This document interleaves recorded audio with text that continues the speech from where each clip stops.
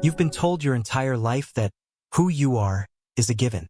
Your name, your personality, your habits, your flaws, your hopes, all presented as facts, cemented by the past and reinforced by experience. It's like booting up the same operating system every single morning, with no clue that most of what runs in the background is ancient code. Lines written by childhood, society, and all those hidden versions of you that have come and gone. Pause here, because what if none of that is truly fixed? Beneath every label you've worn, beneath the endless routines and recycled thought patterns, there's an underlying architecture quietly shaping your entire existence. It's not simply psychological. It's not even only biological. There is something much deeper, a layer where consciousness meets quantum possibility, a field that responds to the code you send out and then mirrors it right back at you. This is not a poetic metaphor. You are broadcasting information to the fabric of reality, and that fabric, in turn, creates the environment, opportunities, challenges, and repetitions you experience. Every thought, every belief, every self-concept is a line of code inputted into an infinite matrix, the quantum field. Here's the mind-bending part. Most of that code isn't even current. If you've ever felt stuck in cycles that seem to have nothing to do with the person you're trying to become, or watched yourself default to outdated habits long after you thought you'd changed, you are not alone. Those patterns are not simply products of poor discipline or weak willpower. They are the visible ripples of waveforms that started echoing long ago, old identity data, still vibrating through the quantum field, programming the present with yesterday's software. So here's the radical proposition. You can stop programming the field with outdated identity data. You can reprogram the waveforms still echoing from past versions of yourself. You can, with awareness and intent, write a new source code for your reality. But before this sounds like wishful thinking or empty motivational talk, let's get precise. For the next 4 hours, we're going to peel back every layer of the quantum code that writes your identity. We'll expose the hidden programs that shape your experience. We'll bring into focus the actual science behind the quantum field, your infinite operating system. And, most importantly, you'll see exactly how your identity is not a static thing, but a dynamic, programmable set of waveforms. You'll learn why old versions of you continue to echo long after you thought you'd moved on, and you'll see how to trace these reverberations down to their source, allowing you to stop the loop and start the rewrite. This is not just about positive thinking or setting goals. This is about going straight to the root, into the field itself, and understanding how the code is written and rewritten.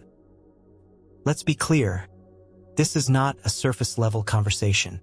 This isn't a repeat of law of attraction cliches or empty affirmations. This is a systematic, practical, and curiosity-driven approach to quantum code rewriting, grounded in the physics of the field, the biology of identity, and the subtle art of shifting your reality from the deepest level.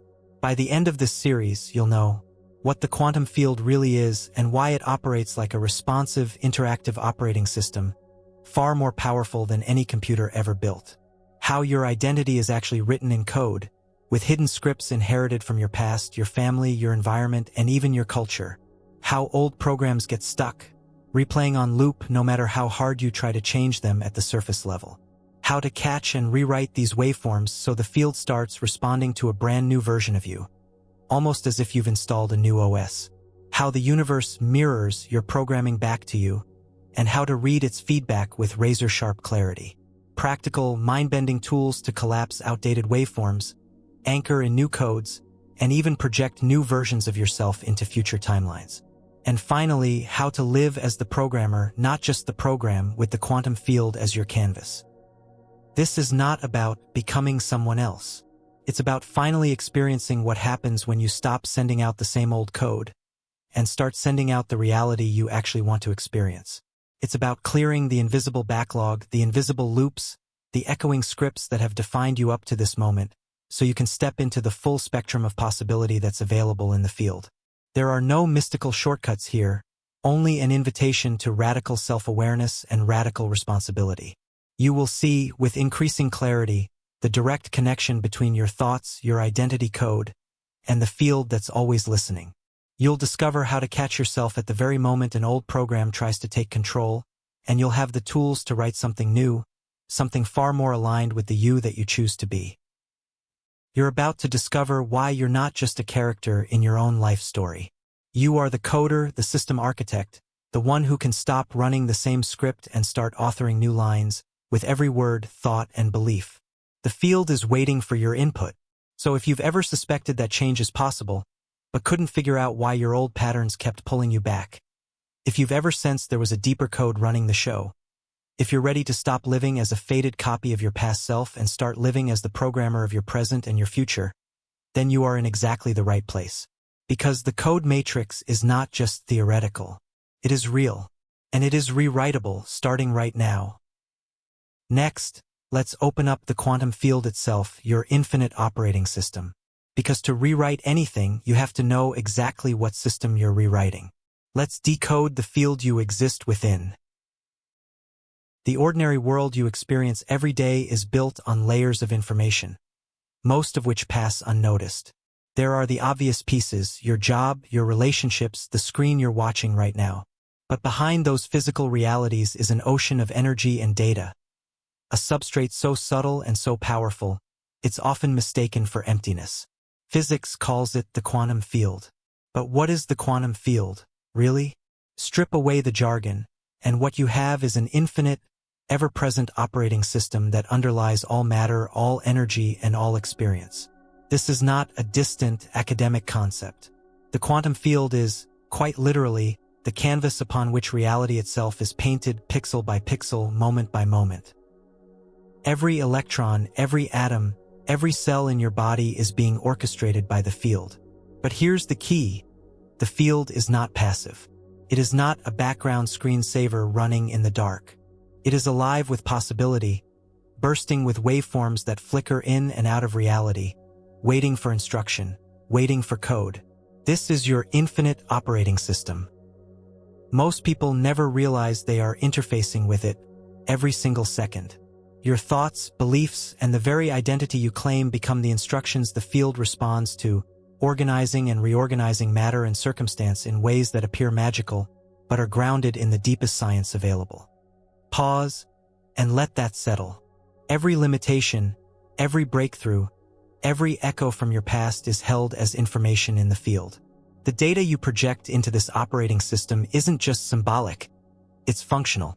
Like code, it determines the possibilities available to you and the ones that remain locked behind invisible barriers. But how does this operating system work, and what does it mean to program it with your identity? To answer that, look at the raw mechanics. In the quantum world, everything is both particle and wave. Everything exists as probability until observed, until given form by attention, expectation, and the code of belief. The quantum field is pure potential. It doesn't play favorites. It receives every line of code you send, whether consciously written or unconsciously recycled. Your self-concept, your worldview, your sense of what always happens to me. These are all commands inputted into the operating system. The results are the realities that flicker into being. This system is not one size fits all. Each person is a user with a unique interface, a distinct set of commands drawn from experience, memory, emotion, and the deeper scripts that have been running since birth. Most of those scripts are inherited. Some are written in moments of high emotion or trauma.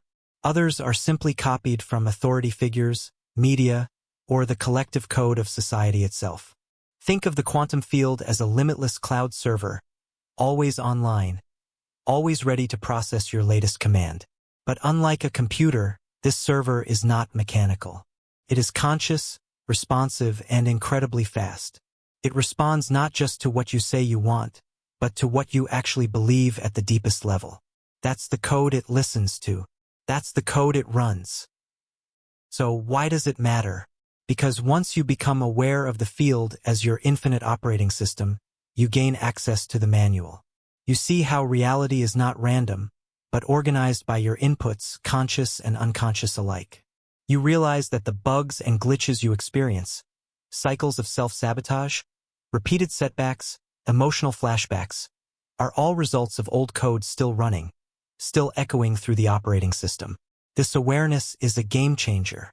Suddenly, you're not powerless against circumstance. You're not doomed to repeat the patterns of your childhood, your parents, or your culture. You are the coder and the field is your interface. Let's take this a layer deeper. Quantum mechanics shows that possibilities exist in a state of superposition. An infinite range of outcomes, all stacked on top of each other, waiting for an observation, a choice, a command to collapse them into reality. In other words, the field doesn't decide what you get. It responds to the code you run. This code can be updated. That's the radical promise of the quantum field. You're never stuck with a single script. You're never condemned to repeat the past, unless you keep sending out the same old instructions. So, as you tune in to this operating system, notice what it's been running for you. Notice the areas of your life where you feel stuck, limited, or cursed. Trace the patterns. These are not just random events or genetic inheritances. They are programs, waveforms you are still broadcasting consciously or unconsciously into the field. Let's pause here. If the field is your infinite operating system, the next question is, what programs are you actually running? What lines of code have been dictating your experience, often without your awareness? Next, we will pull back the curtain and expose the hidden scripts running your life, lines of code that have shaped your reality up until this moment. Step into the reality behind reality, a reality where what you experience isn't simply dictated by cause and effect, but by something deeper, more fundamental, and yet astonishingly responsive to every detail of your being. This isn't a realm reserved for theoretical physicists or mystics. This is the quantum field, and it is as much yours to navigate as it is anyone else's. The quantum field is the foundation, the silent architecture beneath all form. Here, the ordinary laws of time, space, and linearity take a backseat. Particles flicker into existence, hover in multiple places at once, and remain entangled across vast distances. These are not just quirks of physics. They reveal something profound about the environment you truly exist within. The field is pure potential. It is infinite, creative, and incredibly responsive. Every atom, every molecule, every neural impulse in your body is already communicating with it. Pause here. Notice how you tend to think of yourself as a solid, defined individual, a bundle of memories, ideas, and biological impulses. Now, recognize that beneath every layer of solidity is a vibrating, fluctuating sea of energy. The field. This is your true environment, and it is not indifferent to you. It is the ultimate operating system, processing the inputs you generate, ready to organize itself around those instructions. Here is where the everyday narrative falters. Most people are taught that life is about working with what they've been given, shaping raw material into something better, or at best, hoping for favorable circumstances. The quantum field shatters this model. It's not about making the best of what you've got. It's about understanding the system beneath everything and discovering that it's waiting, actively waiting for your input. It's always been waiting for the coder to pick up the keyboard and write something new. How do you interface with the quantum field? Not with a mouse, not with a screen, but with the very core of your identity. Your thoughts, emotions, beliefs, and intentions are all signals. Each is an input, a line of code sent into the field. Some of those codes are bright and conscious. Many are hidden, ancient, left running on autopilot. All of them generate ripples that shape what the field produces in your life. Think about every time you've sensed an uncanny coincidence or a moment when reality seemed to arrange itself around your state of mind. These are not accidents. They are evidence of the field responding, reflecting, adapting. The operating system is always on, always scanning, always processing. Its responsiveness doesn't depend on your awareness, but your awareness is the key that lets you start programming it with intent. In this operating system, nothing is lost. The field is non-local, meaning information isn't bound by distance or time in the way you've been taught to think. Data from decades ago, beliefs, traumas, decisions, and even the energetic imprints of your ancestors remains present, available, and active. The field holds everything, remembers everything, and will respond to whatever code you send, whether you wrote it yesterday or inherited it before you were born. Pause and let that settle. If your operating system is quantum, your history is not a string of disconnected events, but a database. Every thought, emotion, or intention you've ever broadcast remains accessible to the field, waiting for a new command. So why does it seem so hard to change? If the operating system is so responsive, why do old patterns keep repeating? The answer is in the code. Most of what the field receives is recycled input, broadcast by an identity running on old programming. If you want the field to respond differently, the code must change. This is not abstract theory. Look at the double-slit experiment. Particles behave as waves, existing in all possible states until observed. The act of observation, the attention of a conscious agent, collapses the wave of possibility into a particular reality. The field is responsive at the most fundamental level. It's not just a passive background, but an intelligent system that processes data, responds to attention, and organizes itself according to the code it receives. You may wonder if it's really possible to write code for the quantum field. The answer is yes, and you're already doing it. The question is whether you're writing code intentionally or simply repeating the scripts handed down by your past. Every time you think a thought, believe a belief, or even expect an outcome, you are inputting code into the system. Pause and look at your life as a feedback loop. The field doesn't judge your code. It simply processes it. If you input a line that says, "I always struggle with money," the field organizes itself to make that line true. If your code says, "People can't be trusted," the field responds with experiences that validate that program. It is not personal, but it is precise. This is the operating system, running your reality in perfect accordance with your inputs. Here is where the opportunity lies. Once you recognize the quantum field as your operating system, you are no longer at the mercy of circumstance. You are not forced to accept the reality you inherited. You are invited to participate, to shape, to rewrite. Consider the way you use a smartphone or a computer. Every device has default settings. Most people never bother to change them. They accept what's given, work within those constraints, and rarely explore what the system can really do. The quantum field is the same. It comes with default settings inherited from your past, your culture, your family. But you are the user, the coder, the one with the power to change those settings if you choose. Now, let's be specific. When you set a new intention, when you choose a new belief, when you shift your sense of self, you are sending new code to the field. The operating system responds, sometimes subtly, sometimes dramatically, but always with fidelity to the code you've sent. It doesn't care about your words. It listens to the actual frequency, the energetic signature of your beliefs. This is why affirmations only work when they are believed. The field ignores empty signals and tunes in to the deeper code.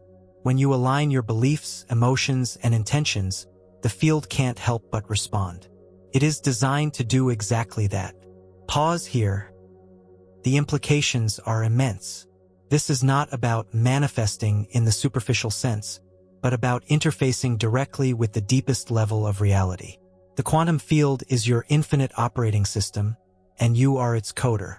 So, as you move forward, pay attention to the default code running in the background. Notice the lines you didn't consciously write.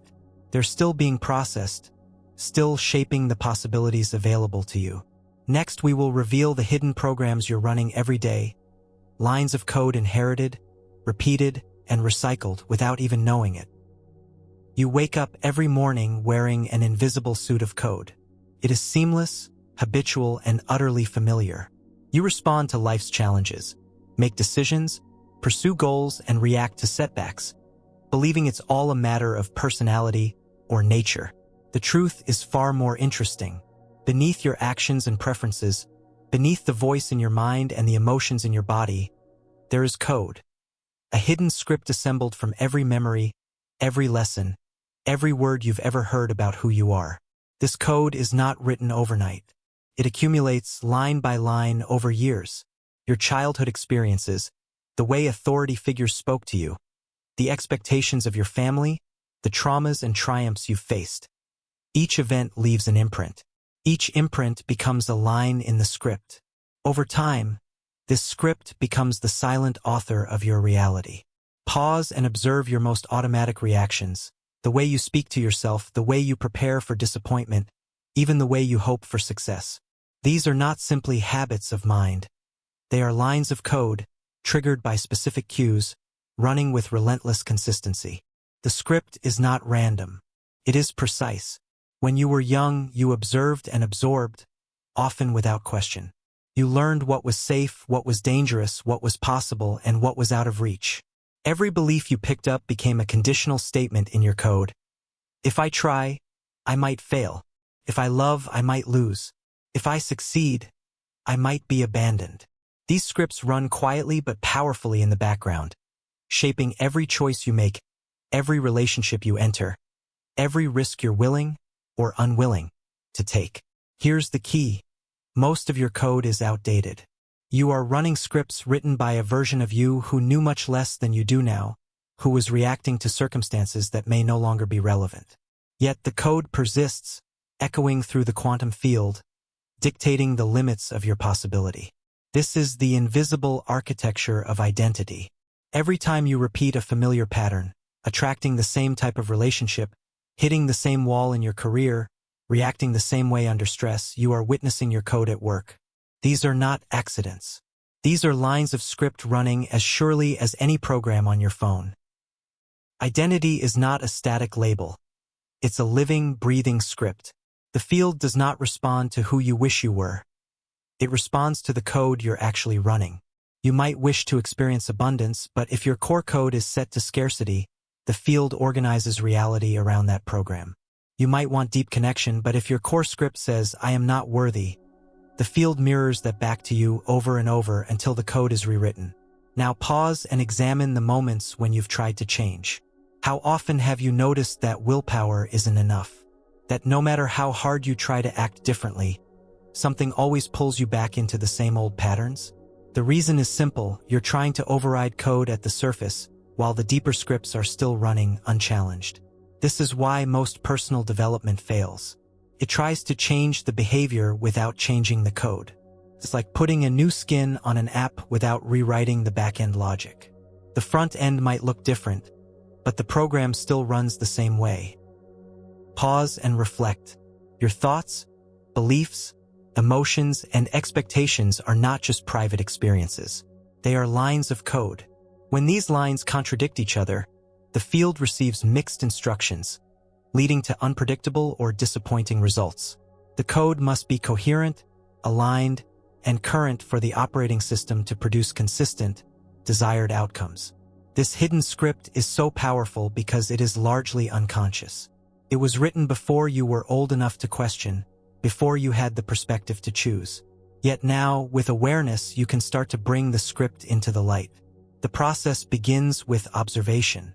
Begin to notice your automatic responses, your knee-jerk reactions, your repeated disappointments. Instead of seeing them as personal flaws, see them as lines of code that can be rewritten. You are not your old code. You are the coder. The field is waiting for new input. Awareness is the first keystroke in a new program. Let's take a closer look at how these scripts are formed. The mind learns by repetition and emotional intensity. If you heard a message enough times, or if it was delivered during a moment of high emotion, it became part of your code. The mind is not selective about what it writes into the script. It stores commands, beliefs, and warnings with equal fidelity. Now, consider the cumulative effect.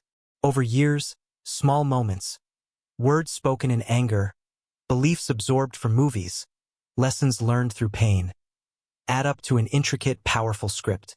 This script shapes your sense of what is possible, what is dangerous, what is safe to hope for, and what must be avoided. Most people never examine the script. They simply live it, mistaking it for reality itself. But now, you have the opportunity to see the code in action and begin the process of rewriting it. Pause. Feel the shift. The field is always listening. The script you're running now is not your destiny. It's just the latest version of a program, and every program can be updated. Next, we will reveal where these scripts come from. Now that you know your code is running, it's time to explore the source of those lines, the waveforms of your past self, still echoing through the present. There is a phenomenon occurring every moment of your life. Subtle, invisible, and yet powerfully real. You make choices today, face patterns today, feel limitations today that seem to rise from nowhere. But they do come from somewhere. They come from your past, not as memories sitting dormant in your mind, but as active waveforms still vibrating through the quantum field. Your history is not stored away in some mental filing cabinet. It is alive. It is broadcasting. It is programming. What you experienced years ago isn't just remembered by your nervous system. It is still echoing as frequency, imprints in the field that continue shaping your present. Every version of yourself that once existed still leaves behind a signature. These are not ghosts of memory. These are patterns of vibration, waveforms that ripple forward through time. The most persistent of these waveforms come from moments of emotional intensity. Times of fear, abandonment, shame, elation, achievement. These moments weren't just felt. They were recorded in the field. And unless they are consciously observed, acknowledged, and recalibrated, they continue influencing your thoughts, choices, and reality. Pause and consider this. You may think you've moved on from the pain of that breakup, the failure you buried, the childhood beliefs you intellectually outgrew. But if the waveforms of those moments were never collapsed, if they were never resolved at the level of frequency, then they are still active. They're still echoing through the field. And because the field responds to vibration, it continues to generate situations that match that unresolved resonance. This is why the same types of people appear in your life again and again. Why certain emotional themes repeat. Why, despite learning so much, you still face the same inner conflicts. You're not being punished. You're simply living inside a vibrational echo chamber, reverberating with the energy of past versions of yourself. Now, let's break this down into mechanics. In quantum terms, everything that exists is a waveform until it is observed. When you experience something, especially with strong emotion, it becomes encoded not only in your brain and body, but in the field. That waveform doesn't automatically collapse. It continues as a potential influencing other probabilities. If the experience created fear, doubt, or unworthiness, those waveforms remain until they're observed, acknowledged, and rewritten. Until then, they remain open frequencies, vibrational signals the field continues responding to. This means your past self is not gone. That 7-year-old version of you who learned to stay silent to feel safe. The 15-year-old who equated love with abandonment. The 27-year-old who failed and decided they weren't meant to succeed. These selves live on, not as memories, but as programs, lines of quantum code still running, still echoing through the system. The field responds to those echoes without judgment. It doesn't ask if they're outdated. It doesn't filter them out. It simply mirrors them. That's why awareness is the first and most critical step. Until a waveform is observed, until it is collapsed with conscious intent, it keeps pulsing through the field like a beacon, attracting matching situations. Pause and absorb this. You are living among the vibrational footprints of your previous selves. They aren't just stories from the past. They are active lines of code. And these codes don't just influence your emotional patterns. They shape your opportunities. They restrict your vision. They direct your behaviors when you're under pressure. They color your perception in ways so subtle you rarely question them. When you say things like, "That's just who I am," or "I've always been this way," what you're often describing is a waveform that has gone unexamined. A piece of quantum code that was inputted long ago and never updated. A past self whose frequency is still louder than your present awareness. But you're not locked in. The moment you become aware of the echo, it becomes observable. And the moment it is observable, it becomes rewritable. The process begins by locating the waveform, not in memory, but in pattern. You'll find it in your emotional reactions, in your resistance, in your fears. These are the expressions of echoing code. Say you always feel anxious around success, or you shut down emotionally in relationships, or you sabotage yourself right before things begin to work. Don't treat these as flaws. Treat them as coordinates. They are the signature vibrations of a past version of you trying to keep you inside its familiar code. It's not evil. It's not even conscious. It's just uncollapsed information. These patterns aren't broken pieces of you. They're signals. Trace them. Track them. Identify the moment they began.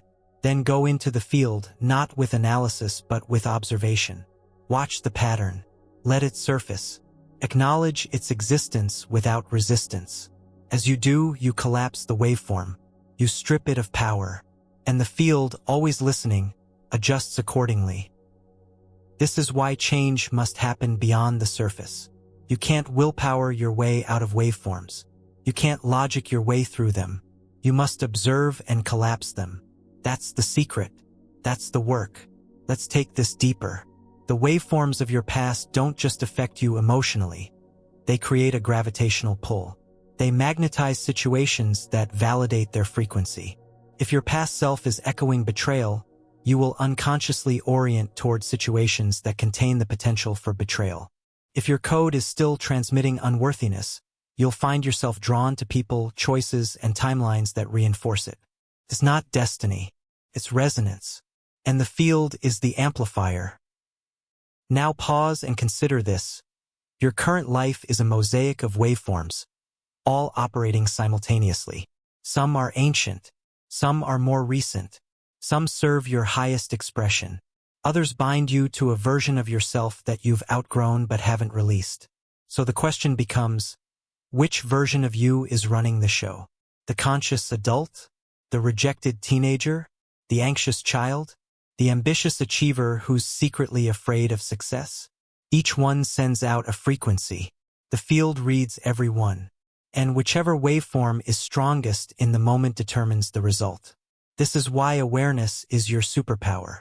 The more conscious you become of the waveforms operating in the background, the more control you gain over your coding. You stop reacting. You start responding. You no longer run someone else's lines. You write your own. The process isn't mystical. It's structural. You recognize the pattern. You observe its signature. You hold it in awareness. And you input something new. As you do this consistently, the old waveform loses energy. The new one begins to stabilize. And the field begins responding to an entirely different code. This is the real path of transformation, not behavior change, but frequency change. You don't fix the old code. You stop feeding it. You collapse it. You replace it. And everything in the field rearranges to reflect the update. Now you understand that your past isn't gone. It's echoing through the field. But more importantly, you now understand that those echoes are not in control. You are. You are the observer, the programmer, the one who can end the loop by collapsing the waveform.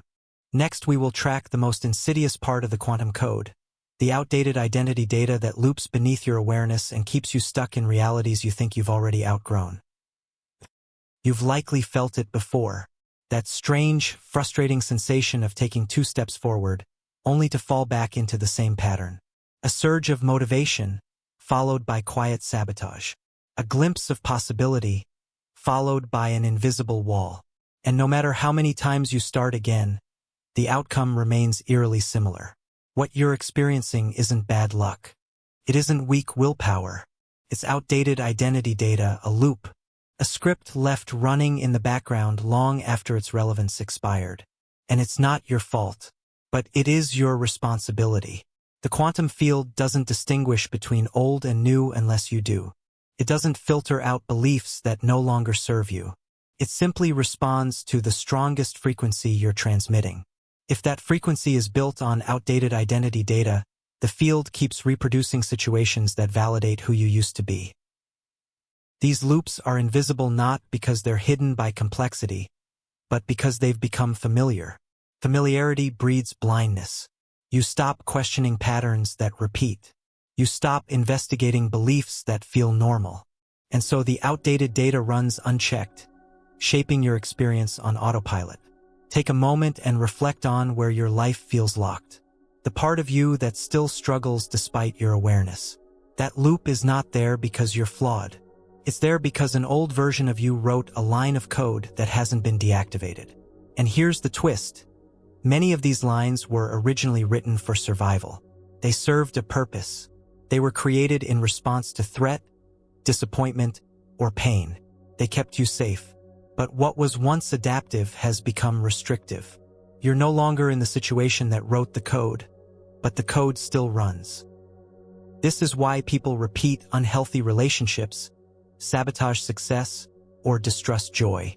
The identity data says, this is what's safe, this is who I am, this is what I expect.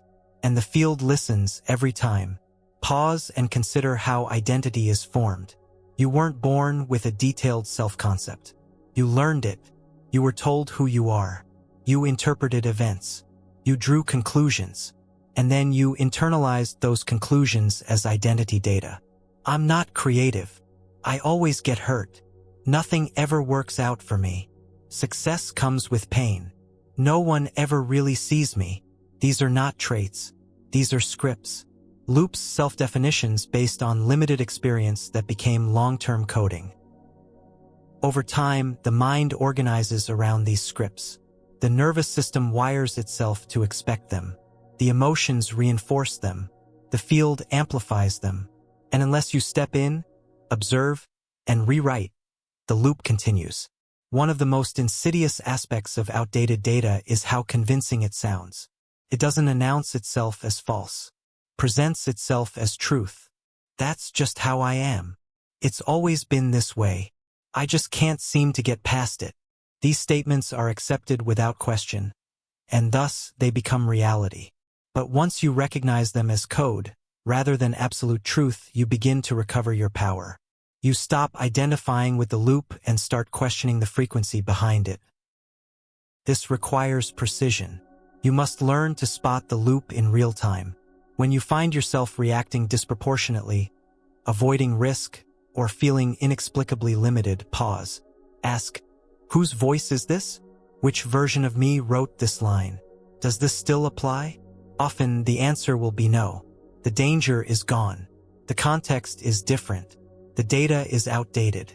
But unless it's updated, the field will continue to respond to it as if it's current. And that's the real challenge. Most people try to fix loops by changing behavior. But behavior is the output. You must change the input. You must rewrite the code that tells the field who you are. That begins by locating the outdated data. Name it, challenge it, rewrite it, then feed the new data into your thoughts, your emotions, your expectations. As you do, the field recalibrates. Here's the final insight. The loop ends when you stop treating outdated data as identity. You are not your past programming.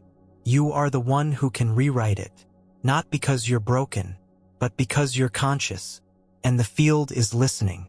Next, we will explore how this process of conscious rewriting already happens, often without your awareness.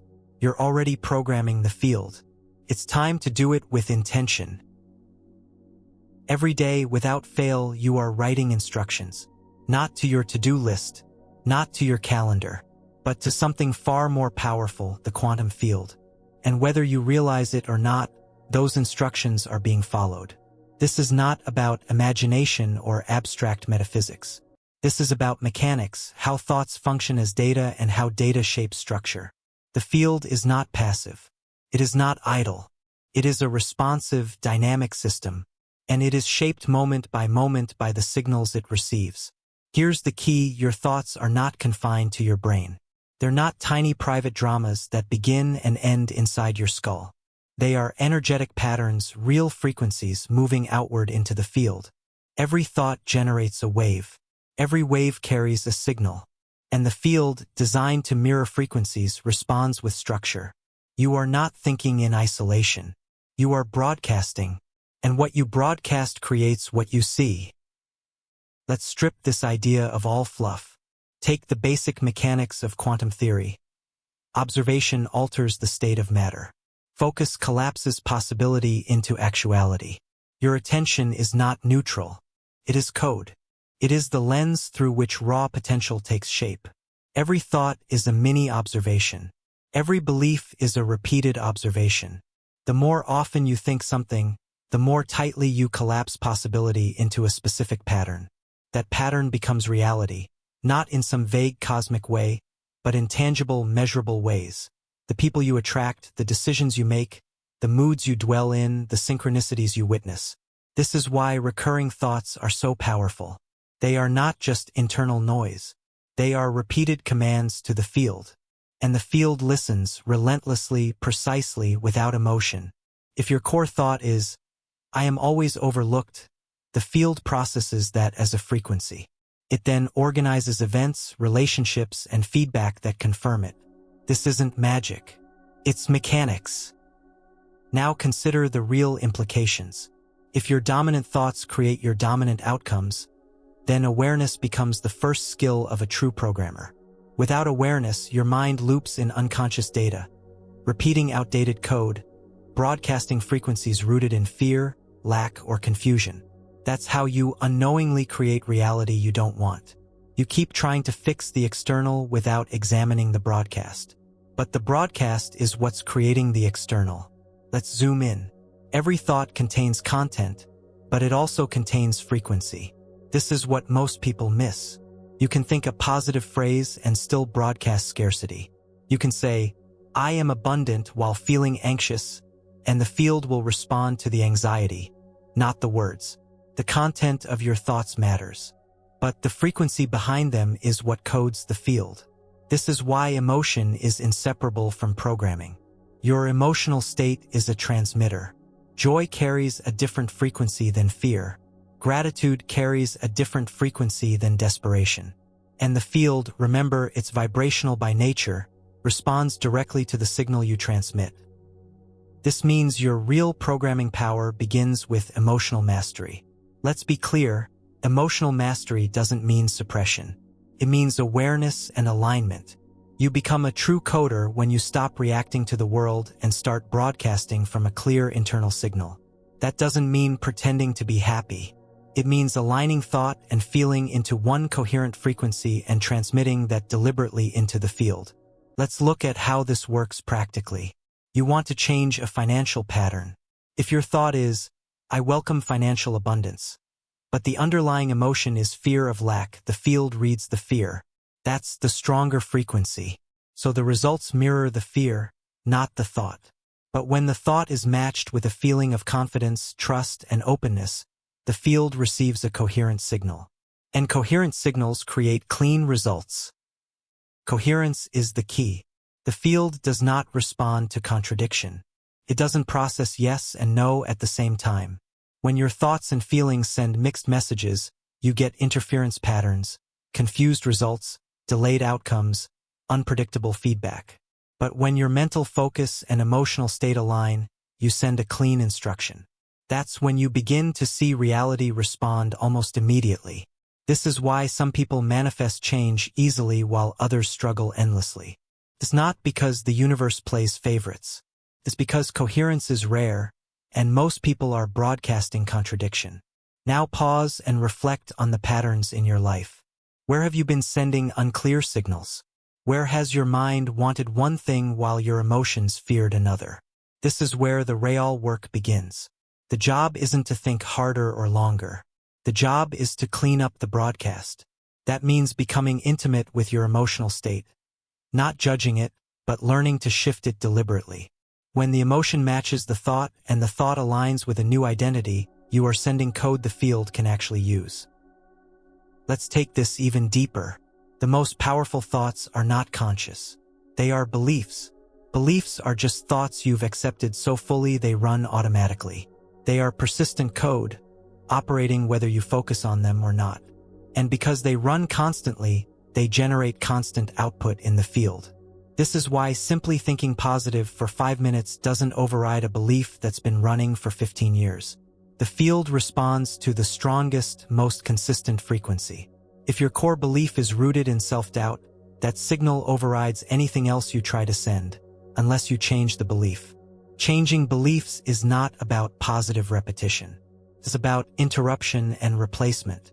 You must first observe the old code, catch it, interrupt it, then deliberately input a new belief, one that is emotionally supported, repeatedly reinforced, and integrated into your self-concept.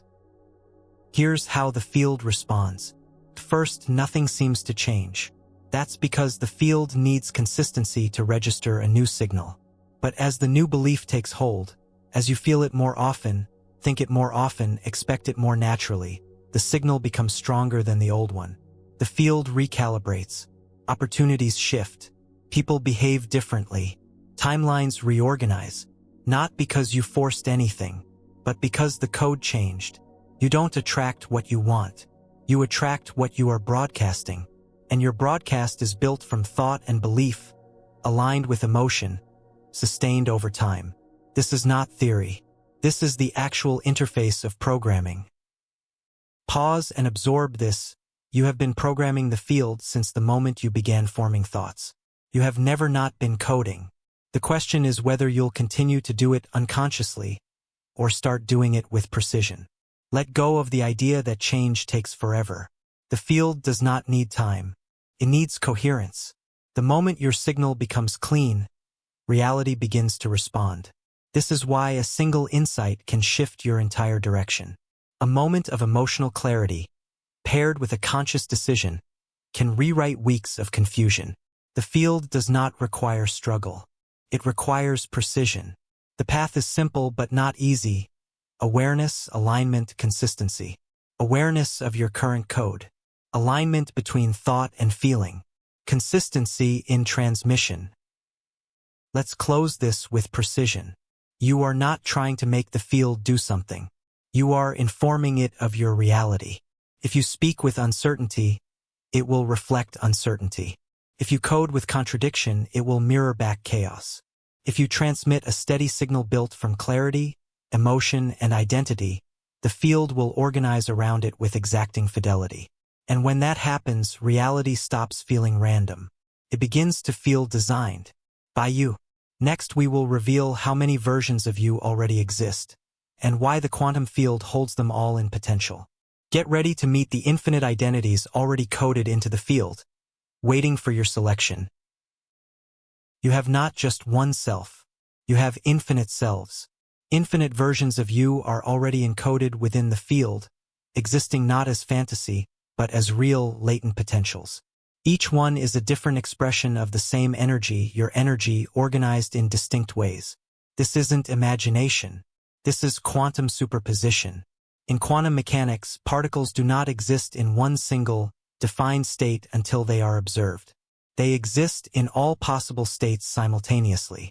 This means they are not undecided. They are all options all at once until one is selected. You are no different. Every possible version of you exists in potential right now. Not just theoretically, energetically. The field holds them. The decision of which one you experience depends entirely on the frequency you align with. Let's make this precise. There is a version of you who is confident, clear, and focused.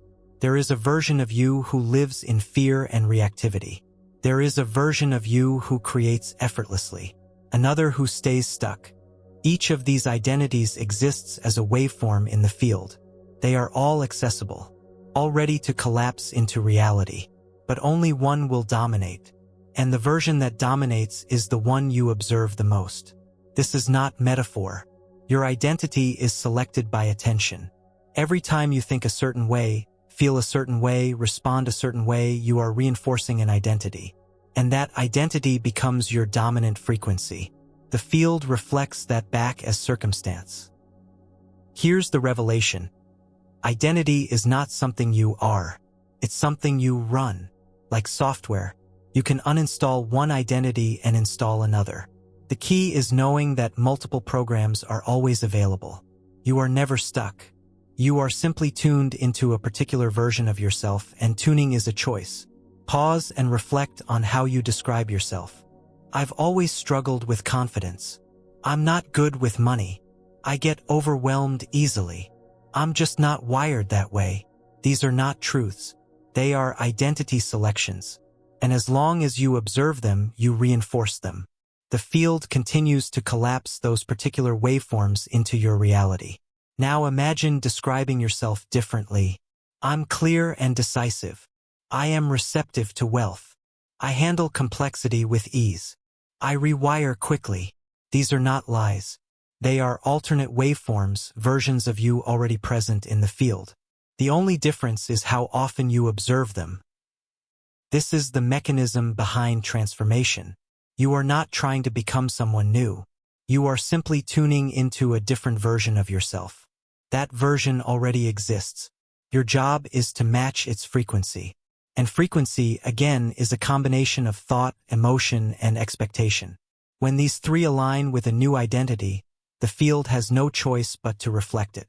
Let's go deeper. You've likely experienced this in subtle ways. Moments when you acted out of character, felt bolder, smarter, more intuitive than usual. That wasn't an anomaly. That was you temporarily tuning into a different identity waveform. The mistake is thinking it was temporary or accidental. What if you could make that version dominant? You can. But it requires repetition, observation, tension. The more often you think and feel as that version, the more the field stabilizes it as your reality. This is not wishful thinking. This is the physics of identity. The self is a quantum phenomenon. It is not fixed. It is not singular. It is a spectrum of possibility, and the field is waiting to know which version you're choosing now. So ask yourself, which identity have I been observing most? Which one am I ready to select now? Remember, you're not trying to change who you are. You're selecting who you want to run. The infinite you is already present. It's a matter of focus. Next, we will explore the true power of observation, why your focus is not passive, and how every act of attention is a quantum command to the field. Every second, you are participating in the construction of reality, not from the sidelines, not as a witness, but as the catalyst. You're not simply seeing the world. You are shaping it. And the tool you use, whether consciously or not, is observation. Observation is not the act of passive watching. It is a force, a trigger, command.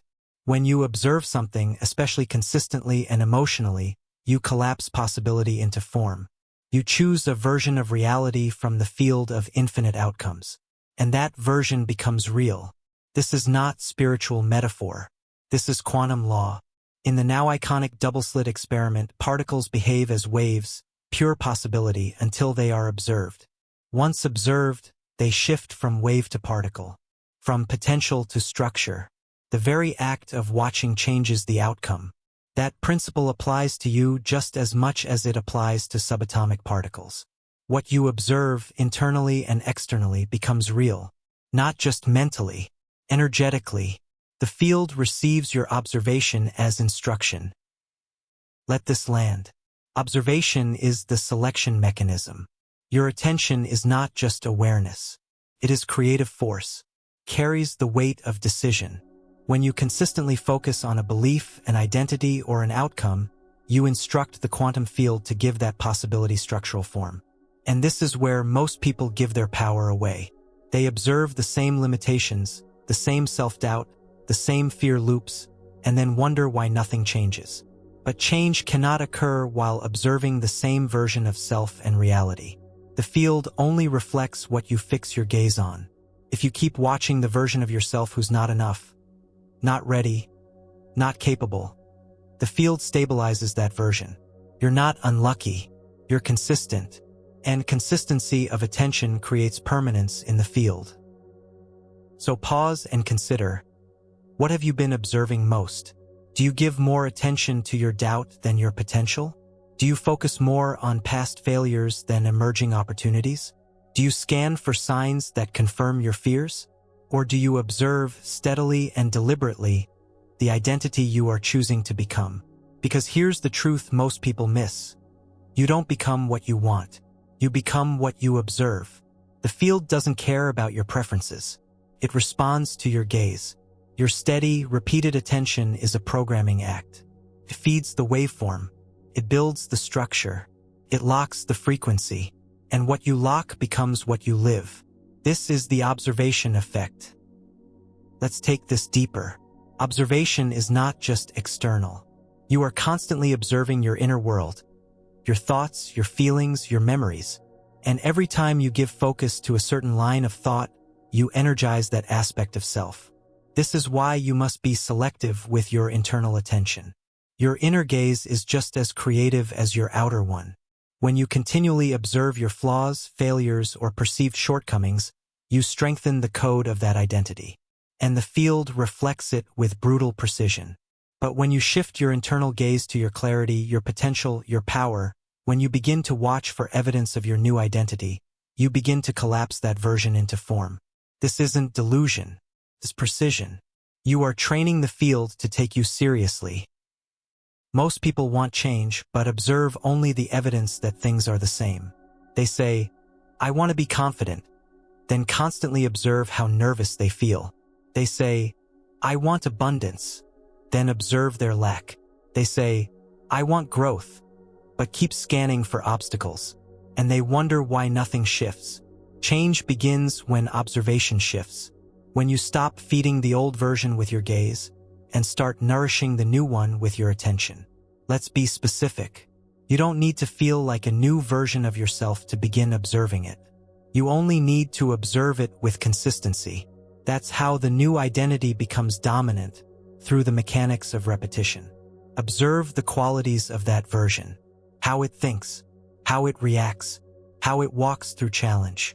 Then begin noticing evidence of that version in yourself.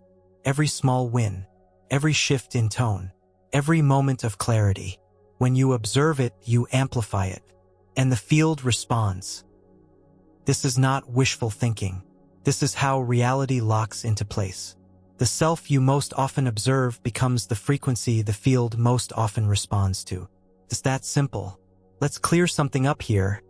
You don't have to ignore challenges, but you do have to stop observing yourself as someone who can't handle them. Your circumstances do not define you. Your observation does. This means that even when you are in the middle of discomfort, you can choose your gaze. You can train your attention on the version of you that grows from pressure, not collapses under it. You can observe resilience instead of fragility, wisdom instead of failure. Identity is not static. It's selected by gaze. And every time you observe from power, you reprogram the field. Pause now and reflect. What will you choose to observe for the rest of today? Because everything you observe is a line of code. Everything you look for becomes stronger. And everything you energize becomes real. You are the observer. And that means you are the coder. Next, we will expose a deeper layer of coding, your entanglements. Because while your focus is powerful, you're not the only observer connected to your code. Let's uncover how you're still tied to the waveforms of your past selves and other people. The quantum field does not operate in isolation. Neither do you. From the moment you entered this life, you've been weaving threads of connection. Energetic ties that stretch across time, across emotion, and across identity. These ties aren't symbolic. They are real. In quantum terms, they are entanglements. Entanglement means that once two particles interact, they remain linked, no matter how far apart they are in space or time. A change in one is mirrored by a change in the other. This principle doesn't just apply to particles. It applies to identity. It applies to you. You are entangled with your past selves. You are entangled with the people you've loved, resisted, feared, or depended on.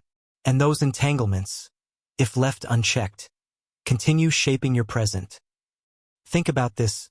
The version of you that experienced trauma at age 12, the one who was rejected at 19, the one who felt betrayed at 28, these aren't just memories. They are entangled nodes. They are live connections. And unless consciously collapsed, they remain active.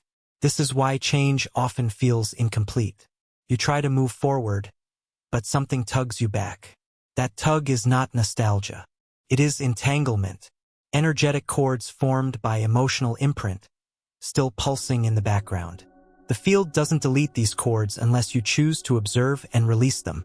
Until then, they remain part of your programming, broadcasting their frequency, feeding their version of you into the now. Let's bring clarity.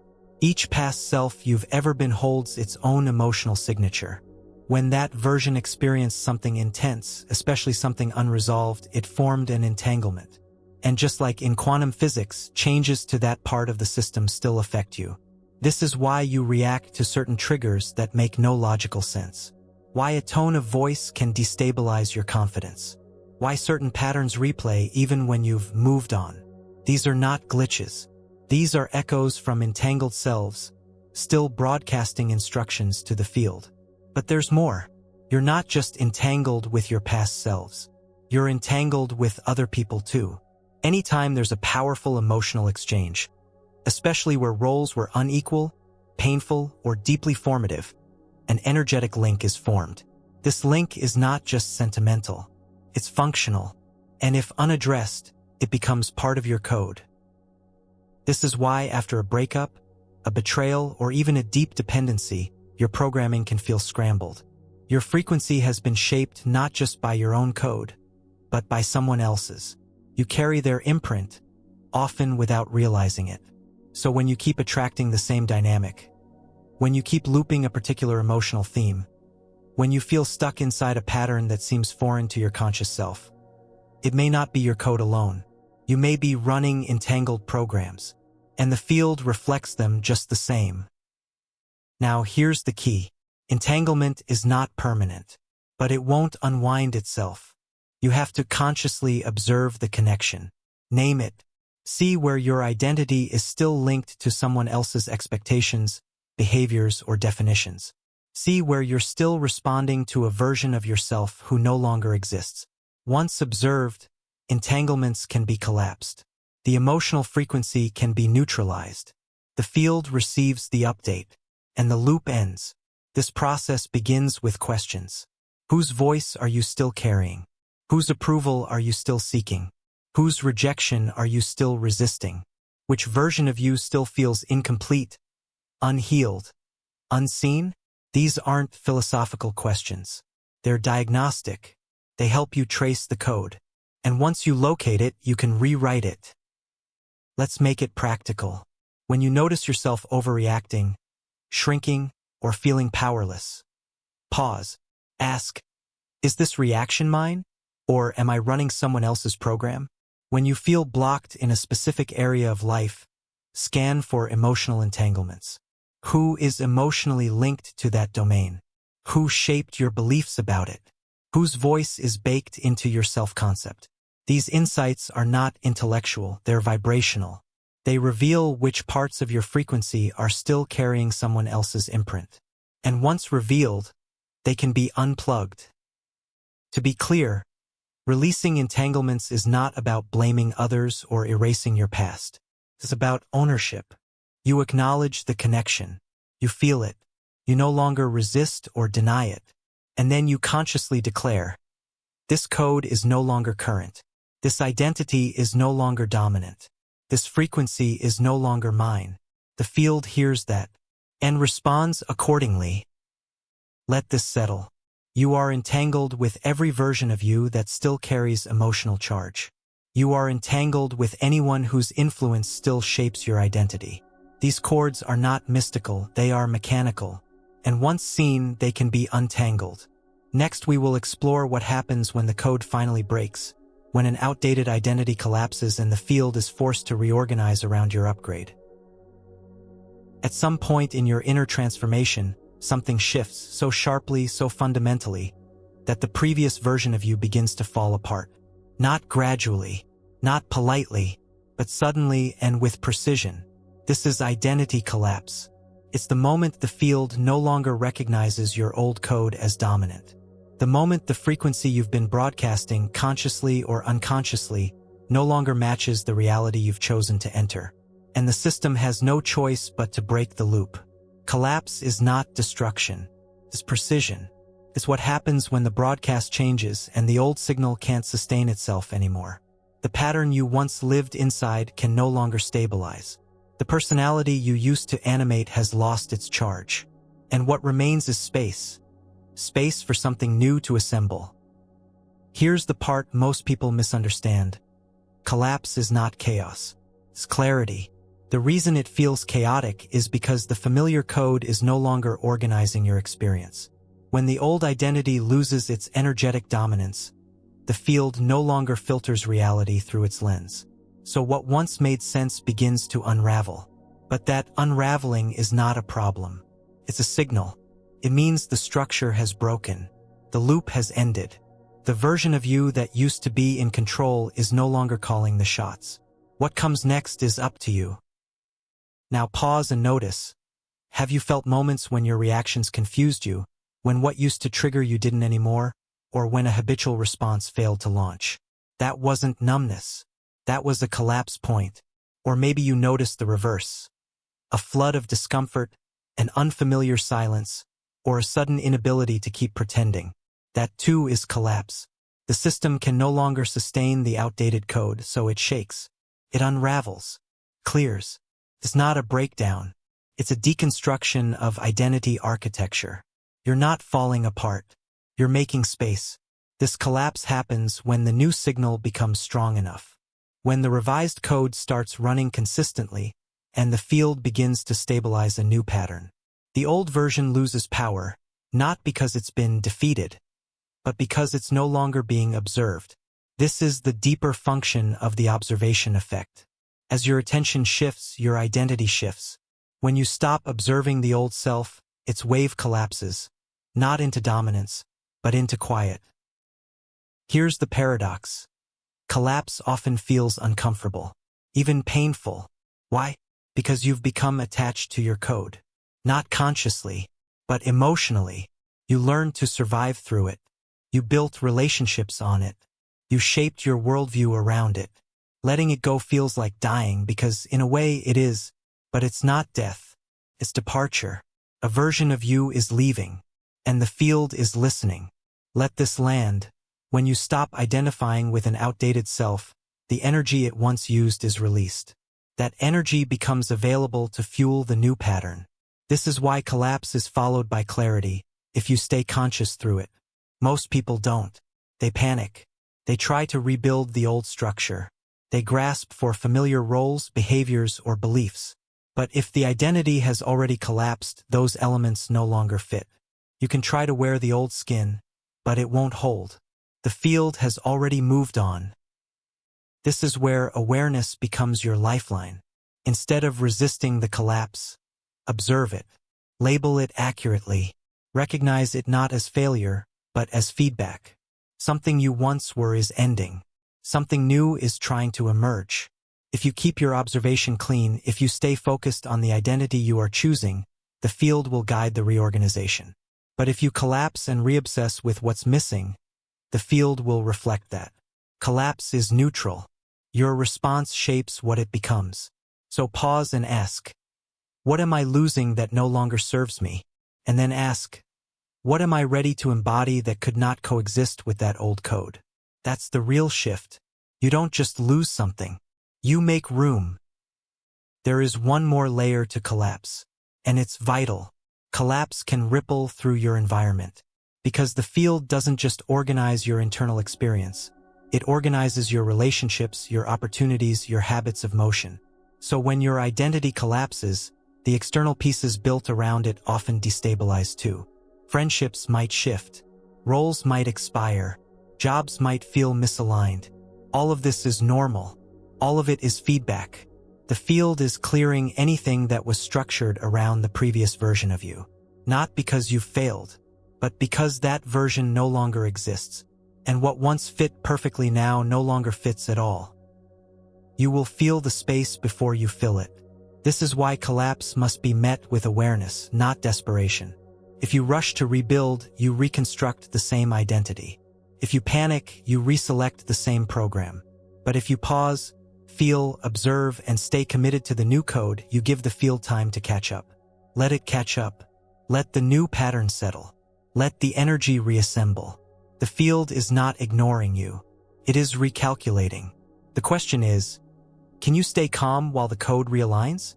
Can you remember who you're becoming, even when nothing outside seems to reflect it yet? That's the mark of a master coder.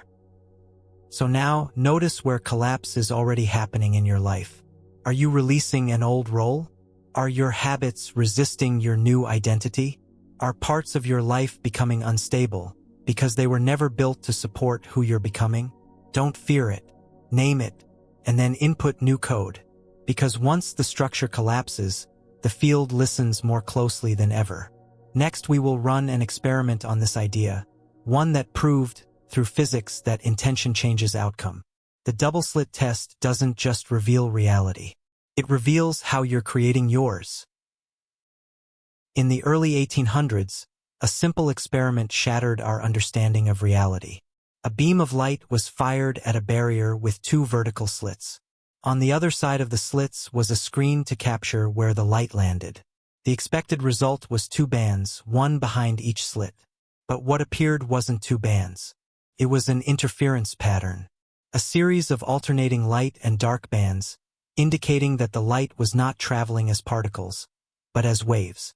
It was behaving like probability, not matter. Then it got stranger. Researchers decided to observe which slit each particle went through. And the moment they did, the interference pattern disappeared. Instead of waves of possibility, the particles behaved like solid objects, choosing a single slit, a single path, a single outcome. This became known as the observation effect. And it changed everything. Here's what it means for you. Reality does not behave like a fixed structure. It behaves like possibility, until observed. And your observation is not neutral, it is a creative act. The observer is not separate from the observed. The system changes because you looked. This isn't theory. It's physics. And it means something radical. Intention alters outcome. Now apply this to your life. Every situation you face is a version of the double slit test. The outcome is not fixed. The probability wave hasn't collapsed. But the moment you observe it, especially with emotional charge, you assign structure. You define its path. This means your focus doesn't just filter your experience. It creates it. Let's break this into personal mechanics. You wake up. You scan your thoughts. You say, "This is going to be a hard day." That's your observation. You've chosen one slit, one timeline. The field responds. Later, you start a project. You think, "This always fails." That's another observation, another collapse. The waveforms of possibility narrow. The outcomes reflect your gaze. But what happens when you insert new intention? When you say, "There are multiple outcomes available to me. What if I choose the one that serves my new identity?" Then something shifts. Your observation begins to organize the field toward a new path. Let's take this further. The original experiment shows that the particles, light, electrons, even large molecules respond to whether or not they're being watched. And not just watched physically. The act of measurement changes behavior. Your intentions are measurements. Your expectations are measurements. Your focus is a measurement device, and every time you direct it, you collapse the waveform of reality into form. You're not choosing between preset fates. You're selecting from probabilities. Infinite ones. Your consciousness does the selecting. So now ask yourself, what probabilities have I been collapsing repeatedly? What observations do I make out of habit? What story do I lock into place the moment things get uncertain? Because that's the pattern you've been choosing. Not the only one that exists. Just the one you keep measuring. Now reverse the pattern. Use intention deliberately. Instead of, "This is going to be difficult," input, "There is a version of this that's smooth and precise, and I'm aligning with it." Instead of, "People always react this way," input, "Let's allow this person to surprise me with a new response."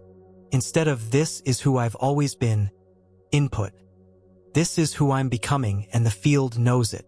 This is not delusion. It's waveform selection. You're not forcing a lie. You're choosing which slit the particle passes through. And that choice shapes the structure. Here's the deeper truth. You're always observing. You're always collapsing probabilities. But you have been doing it unconsciously, automatically, based on old identity data, emotional imprints, and reactive habits. Now you observe with intent. Now you select with awareness. The double slit test was not a curiosity of physics. It was a user manual, a reminder that you, the observer, are never separate from the system. You're embedded in it, and the field is shaped by your participation. Let's make this precise. Every time you choose to act from your upgraded identity, you're measuring a new probability. Every time you affirm a new belief and expect to see evidence, you're collapsing a new path. Every time you shift your internal dialogue, you're adjusting which waveform becomes matter. That is reality engineering. And it begins now. Pause here. Observe yourself. Notice how your thoughts want to select the familiar path. See the impulse to collapse the same old outcome. And choose differently. Measure a new version. Select a new slit. Let the field show you what happens when you upgrade the observer. Next, we will explore how old versions of you try to pull you back, why past identities often hijack the new code, and how to prevent regression from taking over your reprogramming. You've done the work. You've rewritten the code. You've installed new thoughts, tuned your emotional frequency, and observed your way into a higher identity. But then, out of nowhere, something slips. You catch yourself reacting like the old version of you, the one you thought was gone. You start second-guessing decisions. You fall back into familiar fears. You shrink when you meant to expand. What happened? A hijack. Not a failure. Not a full regression, but a temporary override. An outdated version of you briefly taking the wheel. This isn't sabotage. It's a survival reflex. The past self is trying to protect the old structure. Let's get this clear. Every identity you've ever held is a cluster of code, thoughts, beliefs, emotional defaults, behaviors, all stabilized by frequency and repetition. When you start building a new identity, that old code doesn't vanish overnight. It loses dominance, yes, but it remains installed, dormant, not deleted. And like any system with old and new software, conflicts can arise. That conflict is a hijack. It's when an outdated self senses instability in the new pattern and jumps in to restore what it knows. Not because it's evil, because it's coded for familiarity. The field does not block this. It's neutral.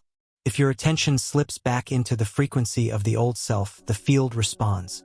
The reality begins to echo the old pattern, not as punishment, as feedback. Now pause and examine this moment. You were showing up with new clarity, new decisions, new posture, but then someone triggered an old story. A familiar pressure surfaced, and instead of choosing the new self, you reverted. You stopped coding. You ran legacy software. This is the real reason change can feel slippery. Not because the new isn't working, but because the old knows how to pull focus. It whispers familiar things. Be careful. You're not ready. This won't last. Don't get your hopes up. And suddenly, without noticing, you're not transmitting your upgraded frequency anymore. You're observing the old self. Again, the hijack worked. But here's the distinction that gives you back control. The past version of you is not stronger than your current self. It's just more practiced. It has more references, more repetition, more emotional weight, but it doesn't own the field. You do. Your power is in awareness. You cannot stop the hijack impulse, but you can interrupt it. You can see it for what it is, a loop reactivating itself. Not because it's true, but because it's familiar. This awareness changes everything. You stop obeying the voice. You start observing it. And observation collapses its influence. Let's walk through a real-time breakdown of how a hijack happens. You wake up feeling good. You remember your upgraded identity. You align your focus. You make decisions based on that identity. You speak differently, move differently. Then an email, a look, a moment of silence from someone you expected to respond. And your nervous system tenses. You hear the voice. See? Nothing's changed. The old self jumps in. It offers its usual reactions. Protective, familiar, small. Now you have a choice. Not between emotion and logic, but between programming and reprogramming. If you let the old voice set the narrative, the field receives it as instruction. But if you pause, breathe, and say, I see what's happening and I'm choosing differently, then you interrupt the loop. That moment is where quantum power lives. The goal is not to avoid the hijack. The goal is to override it. With awareness, speed, and repetition. Every time you override the hijack, the old self loses power. Every time you catch the loop and recode it, the new identity stabilizes. This is not about perfection. It's about persistence. Hijacks will come. Expect them. But don't mistake them for regression. They're evidence of growth. They show that the old program is panicking. It's losing ground. And like any system under threat, it fights back. Not to destroy you, but to survive. But your new code is stronger if you keep running it. Now consider this. Every hijack contains a precise lesson. It reveals where your new identity hasn't been fully installed. If you still get pulled into shame, fear, or scarcity, that doesn't mean you're failing. It means you've found a node in the system that needs recoding. Thank it, trace it, update it, and move forward. The old self may knock, but you don't have to let it in. Your job isn't to hate the old code. Your job is to become more loyal to the new one. Pause now. Ask yourself, where have I been hijacked recently? What old belief tried to reassert itself? What behavior did I fall back into? Don't judge it. Study it. That's your coding manual. That's the next line to rewrite. Next, we will examine why these hijacks happen even when your intentions are strong, because parts of the field still resonate with unfinished code. Let's explore why you attract what you haven't fully rewritten. You've been wondering why the same themes keep showing up. You've changed your mindset. You've set clear intentions. You've done the energetic work. And still, certain patterns, certain people, certain problems seem to reappear. This isn't punishment. It's resonance. The field is not only responsive, it's resonant. It vibrates in harmony with the frequencies you carry, whether conscious or unconscious. And it pulls into your reality whatever matches those vibrations. This is not superstition. It's signal detection. The field doesn't respond to what you want. It responds to what you match. And what you haven't rewritten still lives in your frequency. Let's be specific. If you've rewritten your identity around abundance, but a thread of scarcity still lingers, quiet, buried, unspoken, the field can detect it. You may not hear it. You may not even feel it, but the field does, and it sends experiences to show you exactly where the code still echoes. Not to test you, to show you what's still running. These reflections are not betrayal. They are feedback. They are truth. You attract not because you deserve something, but because your frequency is open to it. That includes the aspects of your old code that haven't been fully collapsed. Resonance explains what logic can't. It explains why you keep attracting clients who don't pay, even though you've claimed your worth. It explains why certain relationship dynamics keep cycling, even when you've healed emotionally. It explains why sabotage reappears in new costumes, even after you've made new decisions. It's not because you failed. It's because fragments of old code still exist in your field. Fragments create friction. Friction attracts mirrors. And those mirrors reveal where your upgrade isn't complete. Here's the crucial insight. The field is always echoing back your dominant broadcast, but it's also scanning your unresolved vibrations. If a particular pattern keeps resurfacing, it means part of you is still tuned to it.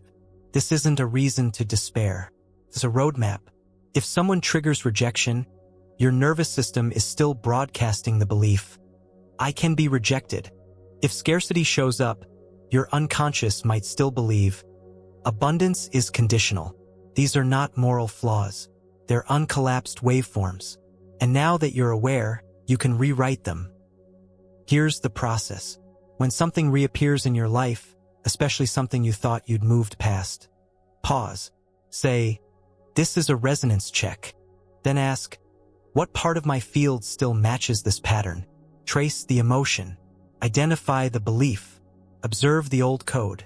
Don't resist it. Don't justify it. Don't spiritualize it. Just name it. That's what collapses it. Observation breaks resonance. Rewriting replaces it. And when the broadcast clears, the field stops reflecting it. Let's talk about energetic leaks. These are the subconscious frequencies that dilute your dominant code. They are the yes but thoughts. I'm powerful, but people still don't see it. I trust the process, but I need proof first. These leaks weaken your signal. They create a fragmented broadcast, and the field reflects the fragmentation. Not because it's testing you, because it's following the signal. This is why alignment is everything. When your thoughts, emotions, and beliefs transmit one clean frequency, the field responds with clarity. But when fragments sneak through, reality gets messy. You've probably noticed this. Moments when you feel clear, grounded, and focused, and synchronicities flood in. then moments when you're anxious or split, and everything stalls or feels off. That's not magic. That's resonance. You don't attract chaos. You attract mirrors. And those mirrors are always asking, is your code clean yet? If not, they help you find what's still lingering. That's not cruelty. That's calibration. So the work now is refinement. Not a full rewrite, but a cleanup. Scan your field for unfinished threads. What resentment still simmers? What insecurity still whispers? What fear still pulls at your choices? That's the resonance you must address. Because the field isn't confused. It's consistent. And the more coherent your frequency becomes, the more precise your reality will be. Here's your new mantra. If it keeps showing up, I haven't rewritten it yet. Say it without shame. Use it as a prompt. If it shows up again, say, thank you, field. You're showing me the code I missed. Then trace it, recode it, replace it. The next version of your reality is waiting for a cleaner signal. And you are the one sending it. Next, we will learn how to recognize those echo patterns more precisely in daily life, how to identify the exact locations where the past is still playing itself out in real time. You go through your day assuming you're living in the present. You're responding to what's happening now, making choices now, feeling feelings now. But are you? Or are you responding to echoes, reverberations of old waveforms, still pulsing in your field, still shaping your experience? Most people walk through life mistaking echoes for reality. They don't notice that their reactions are recycled, that their emotions are pre-scripted, that their discomfort isn't coming from the moment. It's coming from something much older, still echoing underneath it. These are reverberation patterns. They are the aftershocks of unresolved code. And until they're traced and collapsed, they will continue shaping your present, disguised as new events, but driven by old frequencies. Let's clarify what this actually looks like. You meet someone new, but something about them feels familiar, not in a good way. You tense up, even before anything has happened. Your body reacts. Your mind generates a quick judgment. You pull back, withdraw, or scan for red flags. You think you're responding to the person, but you're not. You're responding to a reverberation, an unresolved energetic pattern from a previous connection that your field still holds. That pattern has a frequency. That frequency was never collapsed. So it echoes forward. And your nervous system registers the echo, not the current situation. You think you're protecting yourself in the now. You're actually looping through the past. This happens in hundreds of micro-moments every day. You see a number in your bank account and feel tightness, not because of what's there, but because of a past experience of lack still encoded in your field. You begin a new creative project, then pause, hesitate, procrastinate, not because you lack talent, but because a past failure is still reverberating through your confidence. You enter a room full of people and suddenly feel like shrinking, not because they're judging you, but because your 13-year-old self, still vibrating in your field, remembers what it felt like to be invisible. These aren't thoughts. These are reverberations, unseen, unquestioned, and utterly influential. Pause and absorb this. Your field is like a tuning fork. It holds the vibration of every unresolved emotional imprint you've ever experienced. Unless consciously observed, those frequencies continue to resonate, and when your environment contains even a slight resemblance to the original trigger, the vibration activates. You react automatically, and then you justify your reaction with logic. It's just who I am. This feels off. I just don't trust this. Never realizing that you're not responding to what's in front of you. You're responding to what's still inside of you. This is the hidden cost of uncollapsed waveforms. They don't just linger, they reenact. Now let's go deeper. Every reverberation pattern creates a specific energetic loop. That loop shows up in 3 places. Your reactions, sudden emotional spikes that feel disproportionate to the moment. Your interpretations, narratives you generate that reinforce old wounds. Your behaviors, repetitive actions or avoidance mechanisms that keep you in the same reality. When all 3 are active, you're not living in the present. You're living in a scripted echo, and the field is reflecting that echo back to you. not to trap you but to help you notice the loop. Because once noticed, it can be disrupted. Let's bring this into real-time awareness. The next time you feel a sharp emotional reaction, pause. Ask, what is this reminding me of? Let the answer surface. Then go further. When have I felt this exact sensation before? Trace it. You'll find a moment, a version of you, an original event. And that's the reverberation's root. Now you have the opportunity to observe it, not relive it. You can say, I see this, I recognize this, but this is not now. This is then. That awareness begins the collapse. That collapse ends the loop. You don't collapse a reverberation by suppressing it. You collapse it by meeting it. You witness it with clarity. You name the emotion. You track the origin. You interrupt the auto-response. Then you insert new code. I am not that version anymore. This frequency doesn't serve me. This is old data. The field responds to that input immediately. Not always with instant relief, but with redirection. The reality around you begins to realign with the new frequency. Let's be even more precise. Reverberation patterns are strongest in the areas where you feel least in control. This is why you may feel powerful in one area of life, but helpless in another. The helpless zone is not a character flaw.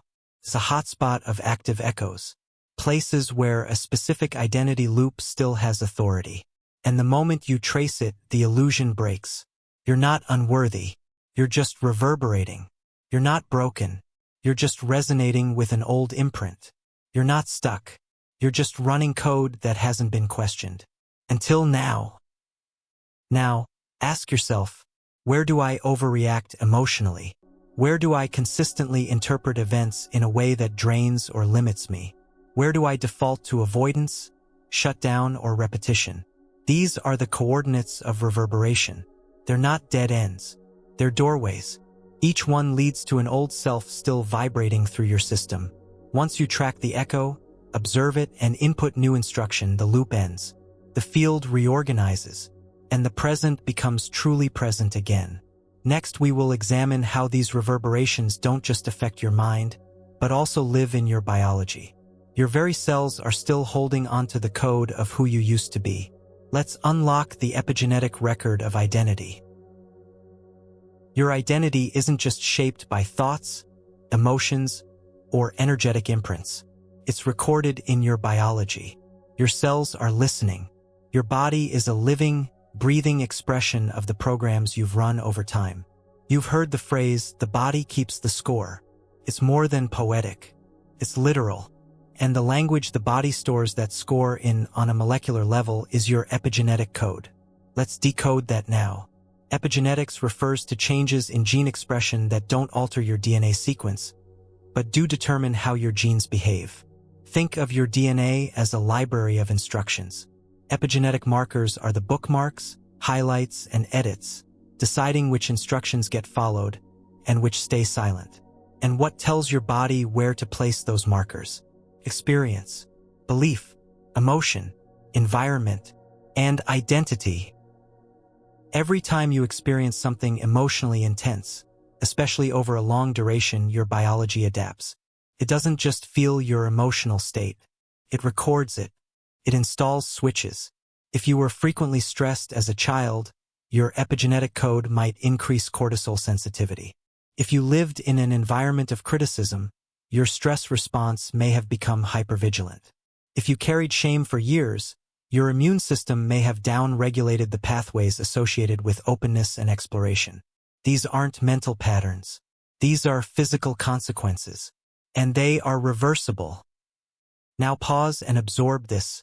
Your past identities, versions of you that struggled, feared, hid, or collapsed, left more than memories. They left biological signatures, markers, settings, instructions your body still follows today, long after the experiences ended. This is why trauma doesn't just linger in your emotions. It lingers in your hormones, your digestion, your inflammation levels, your sleep cycles, your energy reserves. And if left unaddressed, those instructions become embedded defaults, running the show without your awareness. Until you update them. Let's take this deeper. The field is reading your frequency. But your frequency isn't just mental or emotional. It includes your biological state, your gut chemistry, your hormonal profile, your brainwave patterns. These all contribute to the signal your field is receiving. This is why old identity data can stay active even when your thoughts change, because the physical body is still running the echo. You might think abundance. You might speak confidence. But if your biology is still wired for vigilance, survival, or collapse, the field receives that as your dominant signal. This is not your fault, but it is your responsibility. The good news is, epigenetics is flexible. Your biology responds to new experiences, new emotions, new patterns. You can turn genes on and off. You can influence your methylation patterns, histone configurations, and neural plasticity. And you don't need external drugs or interventions to start. You need new identity input. When you shift your internal world, consistently and with alignment, your biology shifts too. The markers start changing. The body follows the new script, and the field begins to reflect it. Let's get specific. When you consistently embody a new belief, not just think it but feel it, your nervous system rewires. When you sustain new emotional states, like calm, joy, trust, your stress hormones recalibrate. When you choose new responses to old triggers, your neural pathways reorganize. This is not magic. This is biological software engineering. And every time you do it, you're reprogramming the cellular version of you. This is why embodiment matters. You can't just think your way into new identity. You must live it. You must feel it. You must move, breathe, and behave in a way that confirms the new code to your biology. That's how you shift your epigenetic signal. That's how you tell the field, I am no longer the version who survived. I am the version who creates. And the field listens, not just to your mind, but to your cells. So now ask yourself, where is my biology still loyal to the old self? What emotions still dominate my daily chemistry? What physical habits still reinforce past programming? And what new identity could I embody physically so fully that my body has no choice but to follow? Because when your thoughts, emotions, and biology all align, the field reflects back your most coherent, powerful signal yet. Next, we will look at what happens when different versions of you begin to collide, when your old self and new self create energetic interference, and how to resolve it without losing momentum. There comes a moment when your transformation doesn't feel expansive. It feels congested. You've installed the new beliefs. You've cleaned up old code. You've felt the shifts. But suddenly, the signal starts glitching. Progress stalls. Decisions feel blurred. Energy splits. It's not regression. It's interference. You're running two versions of yourself at the same time. And the field is receiving both frequencies simultaneously. This is the moment of inner static, the quantum equivalent of a traffic jam. And until one signal becomes dominant, your field can't fully reorganize. Let's break this down. In quantum physics, interference occurs when two waveforms overlap, either amplifying each other, constructive interference, or canceling each other out, destructive interference. The same principle applies to identity.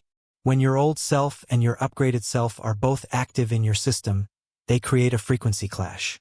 This isn't metaphor. Your field is processing two codes at once. The result? Mixed signals. You send out clarity but also doubt. You speak confidence but embody fear. You choose expansion but hesitate at the edge. And the field responds with confusion. This explains why growth sometimes feels like contraction. Not because you're doing it wrong, but because you're vibrating with contradiction. Every version of you sends a signature into the field. That signature includes your thoughts, your emotions, your posture, your decisions, your self-concept. When the old version hasn't fully deactivated, and the new version hasn't fully stabilized, you create energetic interference. You become both wave and particle, in constant collapse and expansion, until a choice is made, until the system selects a dominant frequency. That selection can't be forced, but it can be facilitated. First, you must detect the interference. Ask yourself, where do I feel most split? Where do I say one thing but feel another? Where do I act from clarity in the morning and self-doubt by afternoon? These aren't mood swings. These are waveforms overlapping. Two identities vying for attention, asking the field to reinforce them. If you don't observe the interference, it persists. If you do, you begin to integrate. Integration means recognizing both versions and consciously choosing which one to empower. Let's walk through a lived example. You decide to speak your truth. That's the upgraded version asserting itself. You prepare to have a direct conversation. You visualize it, feel aligned. All signals go. But as you approach the moment, your throat tightens. Your thoughts loop. You question everything. What's happening? The old self just re-entered the field. The version of you trained to avoid conflict, to stay small, to be agreeable. That version was dormant, but not gone.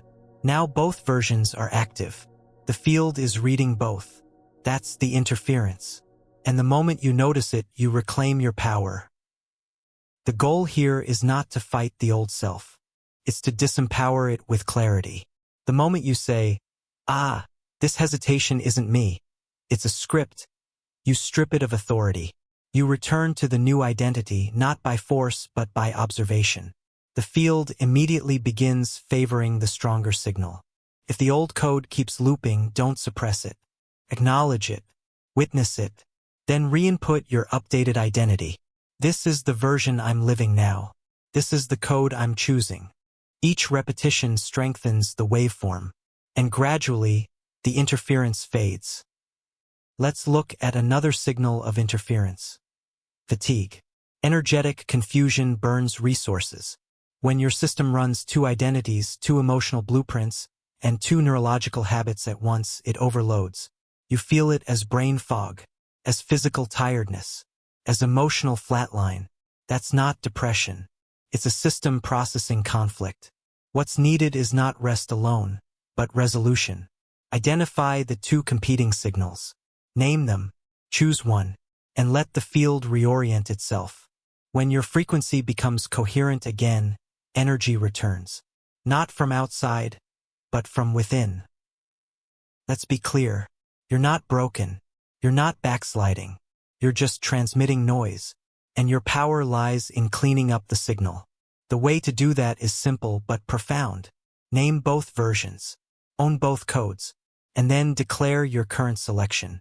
I no longer run fear when I feel exposed. I no longer collapse into validation seeking. I no longer delay clarity to keep others comfortable. This is identity discipline, and it is how you cancel out the interference. One final insight: interference is not failure. It's feedback.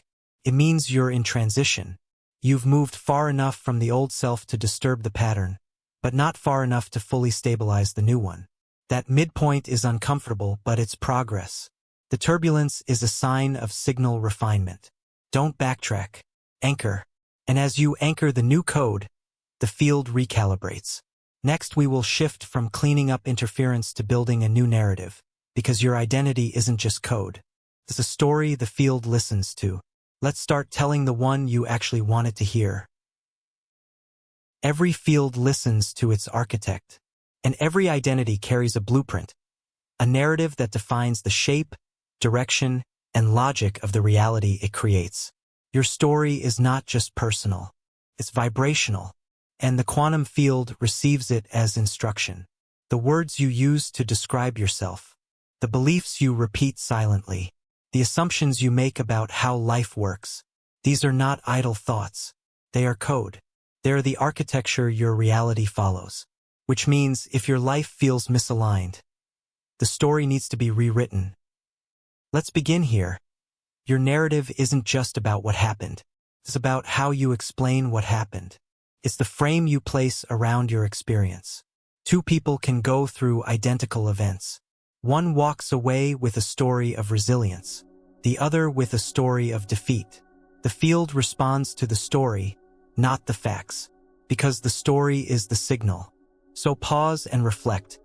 What story have I been telling about who I am, even silently? That I'm the one who always overthinks? That I'm the one who takes care of everyone else? that I'm the one who works twice as hard for half the result, that I'm the one who never quite fits. That narrative has been coded, not just in your mind, in your posture, your decisions, your frequency, and that code has shaped your reality, not because it's true, but because it's dominant. Your identity isn't fixed, but your story keeps it that way. So if you're ready to change your life, you must start by changing your language, your inner narration, the statements you make without noticing. I can't handle this. No one ever shows up for me. This always happens. These are not throwaway lines. They're instructions, and the field follows them. Now, let's clarify. You're not trying to gaslight yourself with fake positivity. You're telling a new story based on the identity you've chosen, not on hope, on alignment. You don't say, everything's perfect, when it's not. You say, I'm becoming the version of me that handles this with clarity and strength. That's not denial. That's authorship. You're writing your narrative with deliberate precision, and the field begins responding to your updated storyline. Let's ground this in structure. To rewrite your narrative, start with 3 components. Your origin, what do you believe your past means? Your identity, who do you say you are now? Your trajectory, what future are you scripting with your language? Let's say your past involved abandonment. You've been saying, I'm the one people leave. Rewrite that, I'm the one who now understands connection because I've learned what absence feels like. You've shifted your origin from pain to wisdom. Then rewrite your identity. I'm the one who attracts stable, aligned relationships now. Then the trajectory. Every new connection builds on the clarity I've earned. Now your story is coherent, and the field mirrors that coherence back. Here's a key truth. You don't attract what you want. You attract the story you repeat. So repeat the one that matches your code, and let the new structure lock into place. The field doesn't judge your narrative. It receives it and organizes around it. So stop telling stories you don't want to live in, and start telling the one you'd be proud to embody. Not someday. Now. This includes your internal metaphors. Do you describe your life as a battle, a grind, a waiting room, or a training ground, a launchpad, a laboratory? These frames matter because they influence how your system interprets challenge and how your frequency handles change. Your nervous system listens to your metaphors. So choose ones that empower, not paralyze you. Let's zoom out. Everything you've experienced has contributed to your narrative, but it doesn't have to define it. You're not a product of what happened. You're a result of how you coded what happened. That's the difference between reaction and authorship. You're not here to repeat stories. You're here to rewrite them. And when you do, the field responds. Not with fantasy, but with structure. Your new storyline becomes new reality, because the field follows story as law. Now ask, what story am I done repeating? What identity am I ready to narrate? What future am I ready to describe? So clearly, the field has no choice but to assemble it. Speak that story, write that code, and let everything shift. Next, we will move from narrative to refinement, because even the most empowering story can carry glitches. Let's locate the bugs in your subconscious code and debug the system. You've rewritten the narrative. You've selected the identity. You've chosen the frequency, but something still misfires. A loop you thought was gone resurfaces. A pattern you dismantled rebuilds itself. A belief you updated sneaks back in wearing a new disguise. This isn't failure. It's a bug in the system. Even the best written code can contain hidden glitches, subconscious instructions that contradict your conscious goals. And until you debug those lines, they will quietly override your upgrades. This is the invisible war between declared identity and subconscious automation. Your job now is to catch what's running without permission. Let's make this concrete. You consciously decide, I am safe in visibility. But when it's time to post online, speak up, or take up space, your heart races. You hesitate. You minimize. Why? Because deep inside the subconscious, there's an old line of code that says, Visibility equals danger. The new identity and the old program collide. You're saying one thing and broadcasting another, and the field listens to both. But it always responds to the strongest signal, which is almost always the most rehearsed, most emotionally charged, and most deeply embedded one. That's the bug, and you must catch it. Now, to be clear, these bugs are not random. They come from very specific sources. Unresolved emotion triggers from earlier versions of you that were never fully processed. Inherited beliefs, patterns passed down through family, culture, or authority figures. Contradictory conditioning, moments where you internalized survival logic that conflicts with your conscious goals. These lines of code live below the surface, but they run everything. Your actions, your expectations, your decisions under pressure, until they're debugged. Pause now. Reflect. Where in your life are your results not matching your declared identity? That mismatch is your audit trail. Don't just focus on the behavior. Trace the underlying command. What belief is still running? What emotion is it anchored to? What version of you wrote it? That's the bug. Once identified, it can be rewritten. But until it's seen, it will continue to override your best intentions. Here's the most common bug in most systems. If I change too much, I'll lose something important. It sounds like, I'll outgrow the people I love. I'll no longer be relatable. I'll become someone I don't recognize. This line of code creates subconscious resistance. You want expansion, but your system links it with loss. So it slows the process, keeps you comfortable, protects you from success. Not to punish you, but to preserve you. This is why debugging is not a mental exercise. It's emotional. You have to feel where the glitch lives. You have to track how your body responds to certain ideas. That's where the truth is. The subconscious doesn't argue. It signals. And your job is to read those signals with precision. Let's walk through a step-by-step debug sequence. 1. Identify the symptom. Where are you blocked? Where is the outcome inconsistent? 2. Notice the reaction. What emotional signal arises in that domain? Fear, hesitation, guilt? 3. Listen to the internal script. What do you hear yourself say silently in those moments? 4. Trace the source. When did you first learn this message? Who modeled it? Which version of you absorbed it? 5. Acknowledge the logic. Why did it make sense then? What was it protecting you from? 6. Acknowledge the cost. What is it costing you now to keep it? 7. Rewrite the instruction. What is the upgraded command that aligns with your current identity?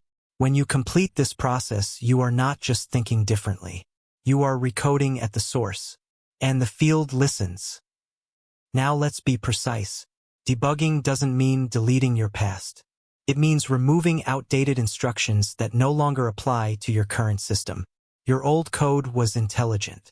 It got you here. It served a purpose. But it is no longer required. You don't upgrade a device by shaming its old software. You do it by writing cleaner code, with less conflict, less contradiction, more alignment. Another common bug looks like this. I can't receive fully unless I prove myself first. It shows up as overworking, over-explaining, over-giving. It creates a subconscious link between worth and effort. So even when opportunities arise, you repel them. You delay action. You sabotage the flow. Why? Because receiving without strain feels unsafe to your system. That's a bug. And when you catch it, name it and write the opposite command, the system recalibrates. I receive without proving. I allow without performing. I belong without effort. These are new lines of code, not affirmations, instructions. The field doesn't need inspiration. It needs precision. Now pause. Where do you feel emotional static around your desires? That's where the bug lives. Find it, feel it, rewrite it, and the loop breaks. Next we will go even deeper, not into the bugs you know exist, but into the code you've buried so deeply you've refused to even look at it. It's time to confront your shadow. There's a part of your code you didn't write consciously. It wasn't inherited directly. It wasn't chosen logically. It was formed in silence, written in shame, hidden beneath the surface so completely that you forgot it existed. This is shadow code. It lives in your blind spots, and it's running programs that contradict everything you're trying to create. Until now. The shadow isn't evil. It's disowned. It's made of the parts of you you've rejected, suppressed, or abandoned because at some point, someone taught you they were wrong, unsafe, or unlovable. So you buried them, and the moment you did, they began writing code from the dark. This is why the shadow isn't just emotional. It's structural. It influences your reality without your consent, and the field mirrors it. Not to hurt you, but to reveal you. Here's how it works. You reject your anger, but you attract people who provoke it. You deny your ambition, but you find yourself resenting those who succeed. You disown your sensuality, but feel disconnected from intimacy. You suppress your desire, but feel invisible or unexpressed. This isn't life punishing you. It's your shadow creating balance. You suppress one part of the code, and the system compensates by magnifying it externally. You're not free from the shadow by denying it. You're ruled by it until you bring it to light. Let's break this down.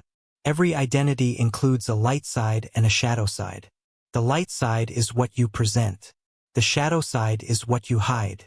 Not because it's wrong, but because it made someone uncomfortable once. And you learn to perform safety by disowning yourself. But here's the paradox. The more you suppress the shadow, the louder it becomes. Not in your speech, but in your reality. You attract what you suppress. Not as punishment, but as mirror. That mirror shows you the part of your code you need to reclaim. Not to indulge it, to integrate it. Integration is not indulgence. You don't act out your shadow. You don't let it drive the bus. You observe it. You name it. You hold it with neutrality. And in doing so, you collapse its charge. You take the part of your power that's been exiled and return it to the system. Now the field has a new frequency to respond to. Not confusion, not denial, not fragmentation, but coherence.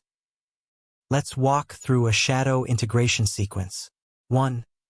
Identify your triggers. What traits in others provoke you most? 2.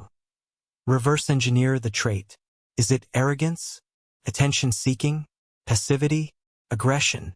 3. Ask, where does this live in me? Not do I do this, but where might I have this potential? 4. Acknowledge the cost of suppression. How has denying this trait weakened you? 5. Ask, what is the empowered version of this trait? Arrogance, confidence. Attention-seeking, visibility. Aggression, directness. 6. Reclaim the empowered form. Bring it back into your identity code. Declare it as usable. The moment you do this, the shadow loses power. The field receives the update. The mirror changes. This is not comfortable work, but it's high leverage. Most transformation gets blocked here. People upgrade their thoughts, update their beliefs, clear their past, and still feel limited. Why? Because the shadow is still running rogue code behind the scenes. It's not trying to sabotage you. It's trying to express. Once acknowledged, it calms. And once integrated, it serves. Here's the truth. Your wholeness includes your shadow. Without it, your power is incomplete. Your range is stunted. Your frequency is fragmented. And the field responds accordingly. Not with punishment, but with partial results. But when you say, this too is part of me, I don't suppress it, I don't worship it, I own it, then the code becomes clean, the signal becomes strong, the identity becomes coherent, and reality reorganizes. So now ask yourself, what part of me have I refused to claim? What energy keeps appearing around me that I don't express within me? What am I afraid people will see? That's your shadow. Meet it, integrate it, and feel your power return. Next, we will shift from self-observation to full authorship, stepping into the paradox of becoming the observer and the programmer at once. You've learned to trace patterns. You've identified bugs, reclaimed shadows, rewritten stories. but something still tugs at the edge of your experience. A quiet question: who is it that's doing all this observing? If you can see your thoughts, are you your thoughts? If you can examine your identity, are you your identity? And if you can rewrite your code, then who or what is the entity doing the rewriting? This is not philosophy. This is mechanics. And it unlocks a level of freedom most people never touch. Because here's the core paradox. You've spent most of your life being the program. Now you must become the programmer. Let's get clear. The program is automatic. It's reactive. It's looped. The programmer is conscious. It's directive. It's sovereign. Most people never distinguish between the two. They identify with their thoughts. They defend their reactions. They treat their past as a permanent template. But the moment you observe a pattern instead of being it, you've already begun shifting into a higher role. The observer. That's the bridge to the programmer. This is the observer's paradox. As soon as you become aware of a pattern, it begins to change. The act of witnessing alters the waveform. This is not poetic. It's quantum. The field responds to awareness, not abstract reflection. True attention. Focused, emotionally neutral, energetically clear observation. The version of you that can watch your own process without judgment, without fear, without collapsing into reaction, is the version that holds the pen. And the pen is power. But here's where most people get stuck. They try to observe themselves while still secretly believing they are their thoughts. They identify with the content of the program while pretending to watch it. This keeps the loop alive. You can't debug code if you think you are the code. You have to separate identity from awareness. Not spiritually, mechanically. You have to say, this belief is not me. It's a line of code. This emotion is not me. It's a waveform. This behavior is not me. It's a script. Only then do you stop running the program and start rewriting it. Think of it this way. You are not the browser. You are not the tab. You are not the site. You are the developer console. You are the debugger. You are the one who sees what's happening and decides what stays, what goes, and what gets optimized. But you cannot code while lost in the page. You must rise to the level of authorship and stay there long enough to write clearly. That's your task now.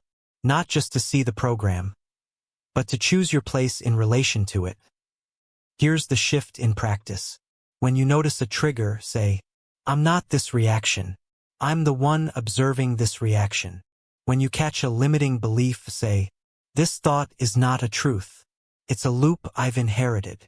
When you find yourself repeating a pattern, say, this is code, not character. That small gap, that separation between self and script, is the opening. Through that opening, you insert new commands. That's how you stop reacting and start creating. Not through willpower, through perspective. Now pause and ask, in which areas of my life do I still feel like the program? Where do I collapse into emotion as if it's identity? Where do I obey thought patterns without examination? That's where the shift is needed. You don't need to fix the code first. You need to relocate your center of awareness. The observer is neutral. It doesn't hate the bug. It doesn't glorify the upgrade. It watches. And from that still, clear place, it writes. That's where real power begins. So let this land. You are not your patterns. You are not your past. You are not your trauma, your story, or your pain. You are the one who sees them. And anything you can see, you can change. Now that you've accessed that vantage point, even the smallest intentional shift can transform everything. Next, we'll explore how tiny rewrites, quantum-level edits, create ripples that change your entire field. Get ready for the power of the smallest move. You've probably been taught to believe that change is hard, that it requires struggle, that deep transformation demands a complete breakdown first. But the quantum field tells a different story. It doesn't respond to effort. It responds to coherence. It doesn't care how long you've suffered. It responds the moment your signal shifts. And here's the most astonishing part. That signal can shift with the smallest change, the tiniest rewrite, the quietest decision. This is the reality of quantum leaps. They don't happen by building momentum over months. They happen when you change the code even slightly and sustain the new signal. Let's dismantle the myth. A leap isn't about speed. It's about frequency. It's not how fast you go. It's how different the destination is from your starting point. And the bridge between them is not distance, it's alignment. This means you don't need to earn a leap. You align with one. You don't push your way into a higher version of yourself. You select it, then you match it, then you sustain it. And the field responds immediately, not always with fireworks, sometimes with subtle but irreversible rearrangement. Let's ground this. You wake up and decide, today, I speak up without apologizing. You do it once. That's a rewrite. That shift in behavior, no matter how small, sends a new signal to your field. The field adjusts. You feel a subtle energy return. You feel space open. A sense of expansion enters. That's not coincidence. That's calibration. The system recognized new code and reorganized to match it. Do it again the next day. The shift amplifies. Keep it up for 7 days. That small decision becomes a new frequency. And the leap completes. This is how quantum rewrites work. They're not massive. They're precise.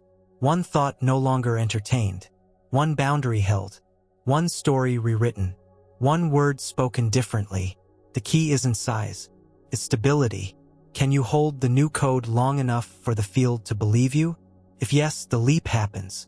Not slowly, instantly, but only when the system trusts the signal. And the system trusts what you sustain. Let's be very clear. Every time you act from your upgraded identity, even for a second, you create a ripple. That ripple touches every part of your life. It impacts your relationships. It alters your perception. It magnetizes different experiences. Not because you pushed, because you shifted. The most powerful transformations are often silent. They look like nothing from the outside. But the frequency is unmistakable. You've chosen differently, and the field always knows. Now let's address resistance. Why don't people make these tiny shifts more often? Because they confuse simplicity with ineffectiveness. They think, if it's this small, it can't matter. But the quantum doesn't speak volume. It speaks vibration. A 1-degree shift, if sustained, leads to an entirely different outcome over time. That's not just math. That's mechanics. When your code changes, the simulation around you has no choice but to respond. It's not optional. It's structural. Let's go deeper. Tiny rewrites work because they bypass the ego. Your system doesn't feel threatened by a 2% shift. It lets you install it. And once installed, it becomes the new baseline. From there, another 2% is easy. And another, until eventually you're unrecognizable. Not because you overhauled, but because you recalibrated over and over at the smallest level. That's mastery. That's quantum living. Ask yourself, where am I waiting for the big moment to make a change? What small shift could I install today without fear, without drama? A new way of answering a question, a new inner response to a common situation, a new micro-boundary with someone close to you? That's your entry point, not to everything that matters. Here's the truth. The tiniest aligned decision, if repeated, rewires the field. Your leap has nothing to do with size. It has everything to do with precision and persistence. So stop waiting for a lightning bolt. Install a new line of code. Right now. Hold it. Watch everything rearrange. Next, we will learn how your external world becomes your debug console, mirroring back exactly how your code is running.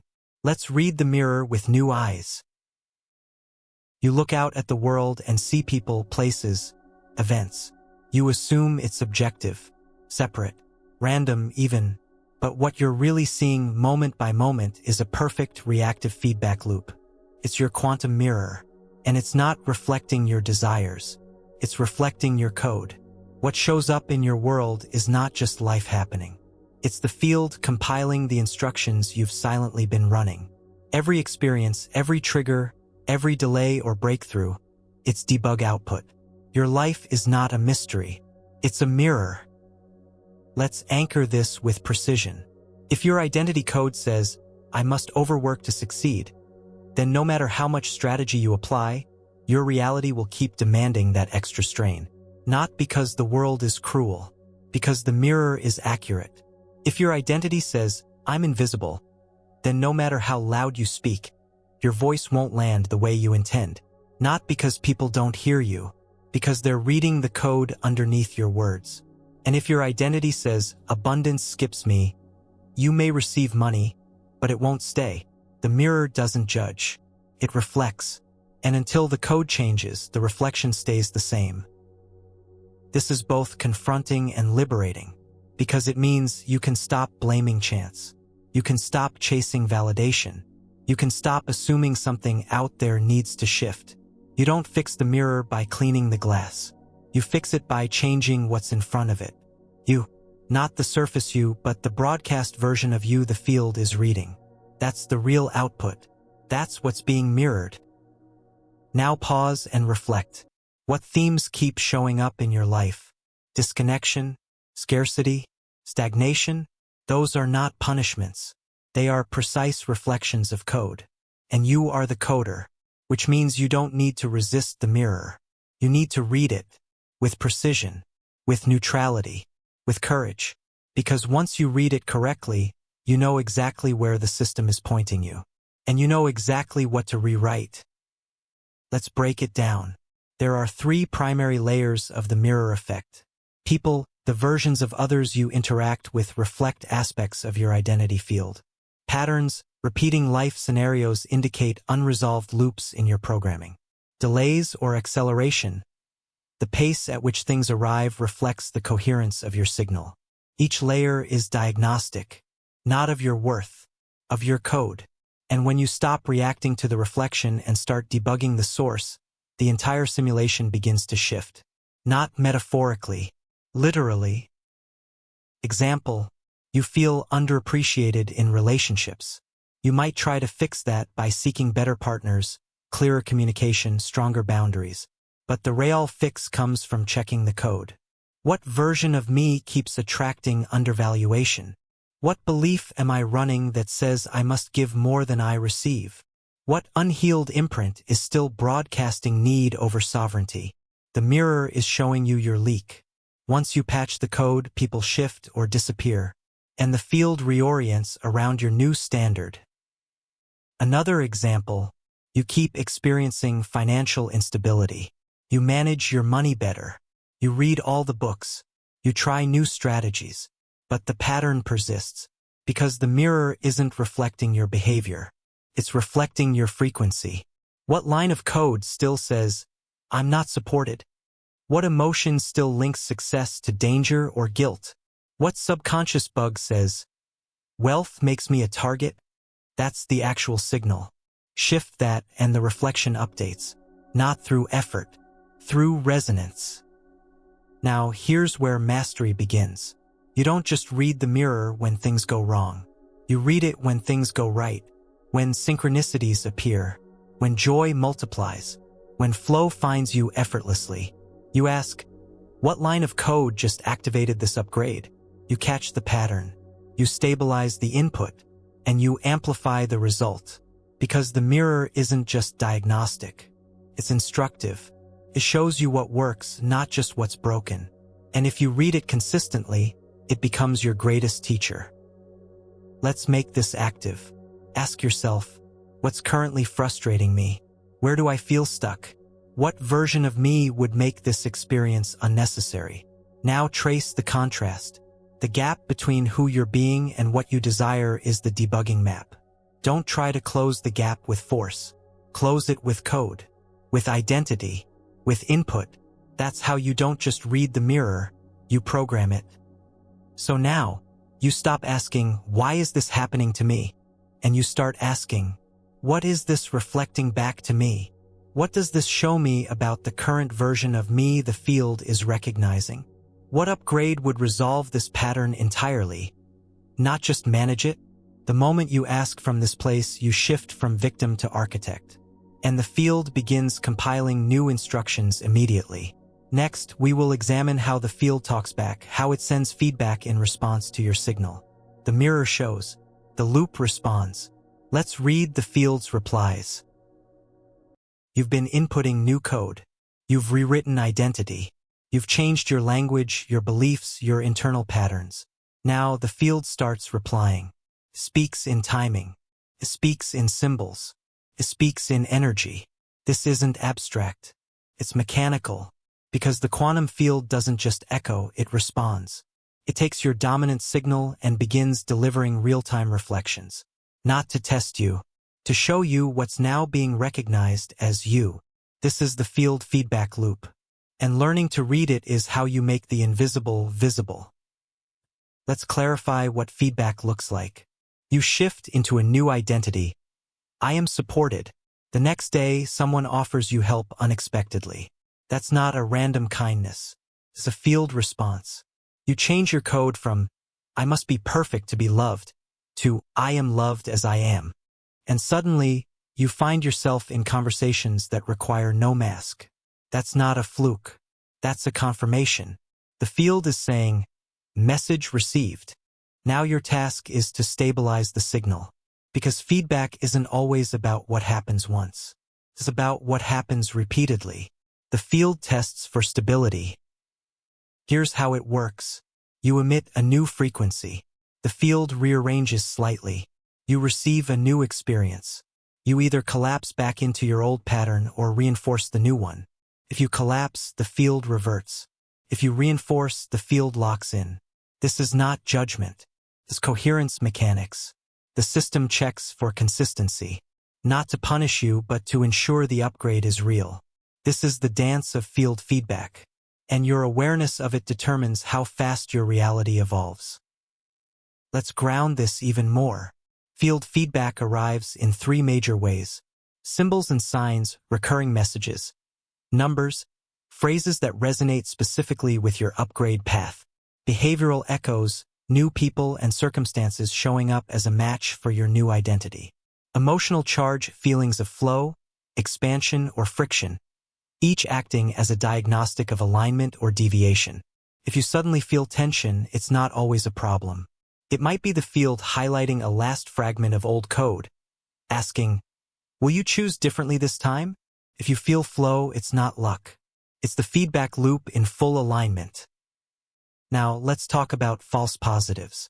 Sometimes, after a major identity shift, the field sends you a familiar pattern, not because it's stuck, but to confirm you've upgraded. It's asking, will you respond like the old self, or from the new code? This is where most people misread the loop. They assume nothing's changed. But the loop isn't repeating. It's verifying. You're being given a final pass at a former loop to exit with full authorship. Respond differently and the pattern collapses. Completely. That's the field confirming coherence. And the simulation updates. Another layer of feedback is delay. You send a signal, I'm ready, but nothing shows up for days, weeks, longer. Why? Because readiness is not declared. It's demonstrated. The field is asking, can you embody the code before the outcome arrives? Can you live as the new self, even when the world hasn't mirrored it yet? This is the feedback called incubation. And if you hold the line, the breakthrough comes, often suddenly, all at once. Not because it finally worked, because the field finally confirmed consistency. Let's make this actionable. To track your field feedback, ask daily, what is showing up in my external world that wasn't here last week? How did I respond to unexpected resistance today? What synchronicities or patterns appeared that match my new code? Don't look for perfection. Look for data. You're not judging your growth. You're reading your output. That's how you refine your code in real time. That's how you know what's landing and what still needs adjustment. You're not guessing. You're calibrating. Every choice is an input. Every moment is a reply. And every reply is showing you clearly what the field believes you are. That's not mystical. It's mechanical. And if you read the signals consistently, you stop waiting for clarity. You start living in feedback. And with each response, you upgrade your precision. That's how reality becomes a conversation. Next, we'll explore how you don't just wait for replies. You program the field forward. Let's send signals ahead of time and build the future before it arrives. You've watched the field respond to you. You've studied its feedback. You've read the reflections. But now it's time to flip the process. Instead of waiting for reality to reply, what happens when you send a signal forward? What happens when you program not from the past, not from the present, but from the future? This is where linearity dissolves and possibility expands, because time in the quantum field is not a straight line. It's a feedback loop of vibration. And when you emit a signal from your future identity, the field begins collapsing probability into experience, before the calendar ever catches up. That signal is called a future echo. Let's ground this. Most people wait for results before changing identity. They wait to see it before they believe it. They wait for evidence before they update the code. But quantum mechanics flips this logic. It says the signal comes first, and reality reshapes itself to meet the frequency. So when you choose to act, think, and embody the version of you that already has the outcome, you're not pretending. You're pre-programming. You're generating a frequency the field can't ignore. And it starts arranging pieces in the present to match the future you're already living. That's the echo. Here's how this plays out practically. Let's say the future version of you is calm, financially free, surrounded by aligned relationships, fully expressed. You begin running that identity now, not by faking results, but by aligning action and thought with the frequency of that version. You start asking, how would future me handle this situation? What would future me say yes to? What would they walk away from? How would future me dress, speak, move, breathe? These aren't questions of fantasy. They're commands. And they begin sending signals into the field that start bending the present toward your chosen timeline. Now understand, this isn't fake it till you make it. That approach creates dissonance, pretends. And the field doesn't respond to pretending. It responds to congruence. You don't fake being future you. You become it in thought, posture, decision, and boundary. You don't lie about what's true. You upgrade your orientation to what's becoming true through your signal. That alignment is enough. That vibration pulls reality forward, not through effort but through gravity, the gravity of coherence. Let's look at how this echoes. You align your energy with your future version. Suddenly, you start noticing new people entering your life, people who match your updated self-concept. You feel small nudges to pivot decisions toward what once felt out of reach. You get subtle urges to prepare for things that haven't happened yet. That's the field echoing back your chosen timeline. It's not prediction. It's correspondence. Your future has already sent out a signal, and your current identity is catching it like a receiver. The more precisely you align, the stronger the echo becomes. Now take this deeper. Your identity is not a single frequency. It's a set of harmonics. So when you begin programming from the future, you're not just changing your mindset, you're restructuring your field's harmonic signature. You start speaking from wholeness. You begin making decisions from completion. And the world around you starts echoing back coherence, support, synchronicity, clarity. That is not magic. That is the natural result of temporal reordering. Your future self is already broadcasting. The question is, are you tuning in? Here's a practice. Sit with this prompt each morning. What is one action I can take today that my future identity would be proud of? Not the version stuck in confusion. Not the version needing approval. The version that's already whole. Then act from that place. Feel the ripple. You are not hoping anymore. You are coding. With intentionality. With alignment. With precision. And the field is listening. Now understand something crucial. When you begin emitting future echoes, some parts of your current reality may begin to break down. That's not collapse. That's calibration. As your field locks into the future signal, anything that cannot resonate with it will start to dissolve. Jobs, people, habits, thought loops. That's not loss. That's proof the new timeline is already rearranging your present. Honor the disruption. It's not chaos, it's upgrade. And if you hold the signal, the echo becomes your environment. You're not predicting anymore. You're declaring. You're not reacting anymore. You're directing. And every moment lived from that future orientation becomes a magnet, pulling your timeline into alignment. So ask again, who is future me? What does my field look like when I stop waiting and start programming forward? Because that echo is already ringing. All that's left is to match it. Next, we'll push beyond the edges of the visible field because you're not just a mind or a frequency. You're multidimensional. It's time to upgrade your identity beyond 3D. So far, you've restructured beliefs. You've reprogrammed your field. You've accessed future echoes. But you've still been doing all of this through the lens of your three-dimensional self. The body, the emotions, the mind, the visible. Now it's time to stretch.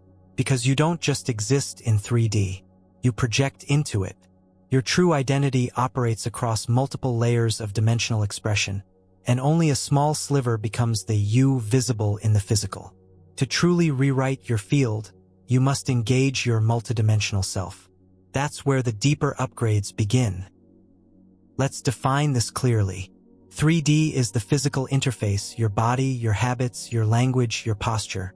4D is the emotional field, the realm of desire, fear, polarity, charge. 5D is coherence, where identity detaches from polarity and begins to select reality as code, not reaction. Beyond 5D, identity becomes pattern, not person. You stop being a self. You become a signature, a set of waveforms that collapse into form only when necessary. And that's the you the field listens to most intently. Right now, your default mode is 3D. You act. You speak. You move. But much of your reality is being shaped not by what you do, but by who you are across layers. If your 3D self says, I'm ready, but your emotional body still holds resistance. If your emotions say, I want this, but your identity template in 5D still references abandonment. The field reads the most dominant and often least visible signal, which means you must upgrade at every layer, not by effort, by resonance. Here's what dimensional upgrading looks like. Body, you hold your posture, move with presence, and act in integrity with your chosen identity. Emotion, you process your charge. You no longer let fear narrate your potential. Thought, you catch looping patterns and install new scripts. Energy, you feel into timelines, not just ideas. You practice being the frequency of what you declare. Signature, you collapse identity as ego and hold it as a field. You stop trying and start radiating. When all layers harmonize, you emit a signal the field cannot ignore. That's dimensional coherence. That's when quantum change becomes immediate. Let's take it even deeper. You are not the person thinking the thoughts. You are the field through which those thoughts arise. And when you shift your center of identity to that level, time, space, resistance, and struggle begin to lose meaning. Not because problems vanish, but because you've changed the level from which they're handled. You're no longer inside the game trying to win it. You're the code base. You're the rules. And when you update from that place, the game shifts itself. This is why dimensional upgrading doesn't feel like effort. It feels like remembering. You don't have to build a new identity. You just have to stop pretending you're limited to one.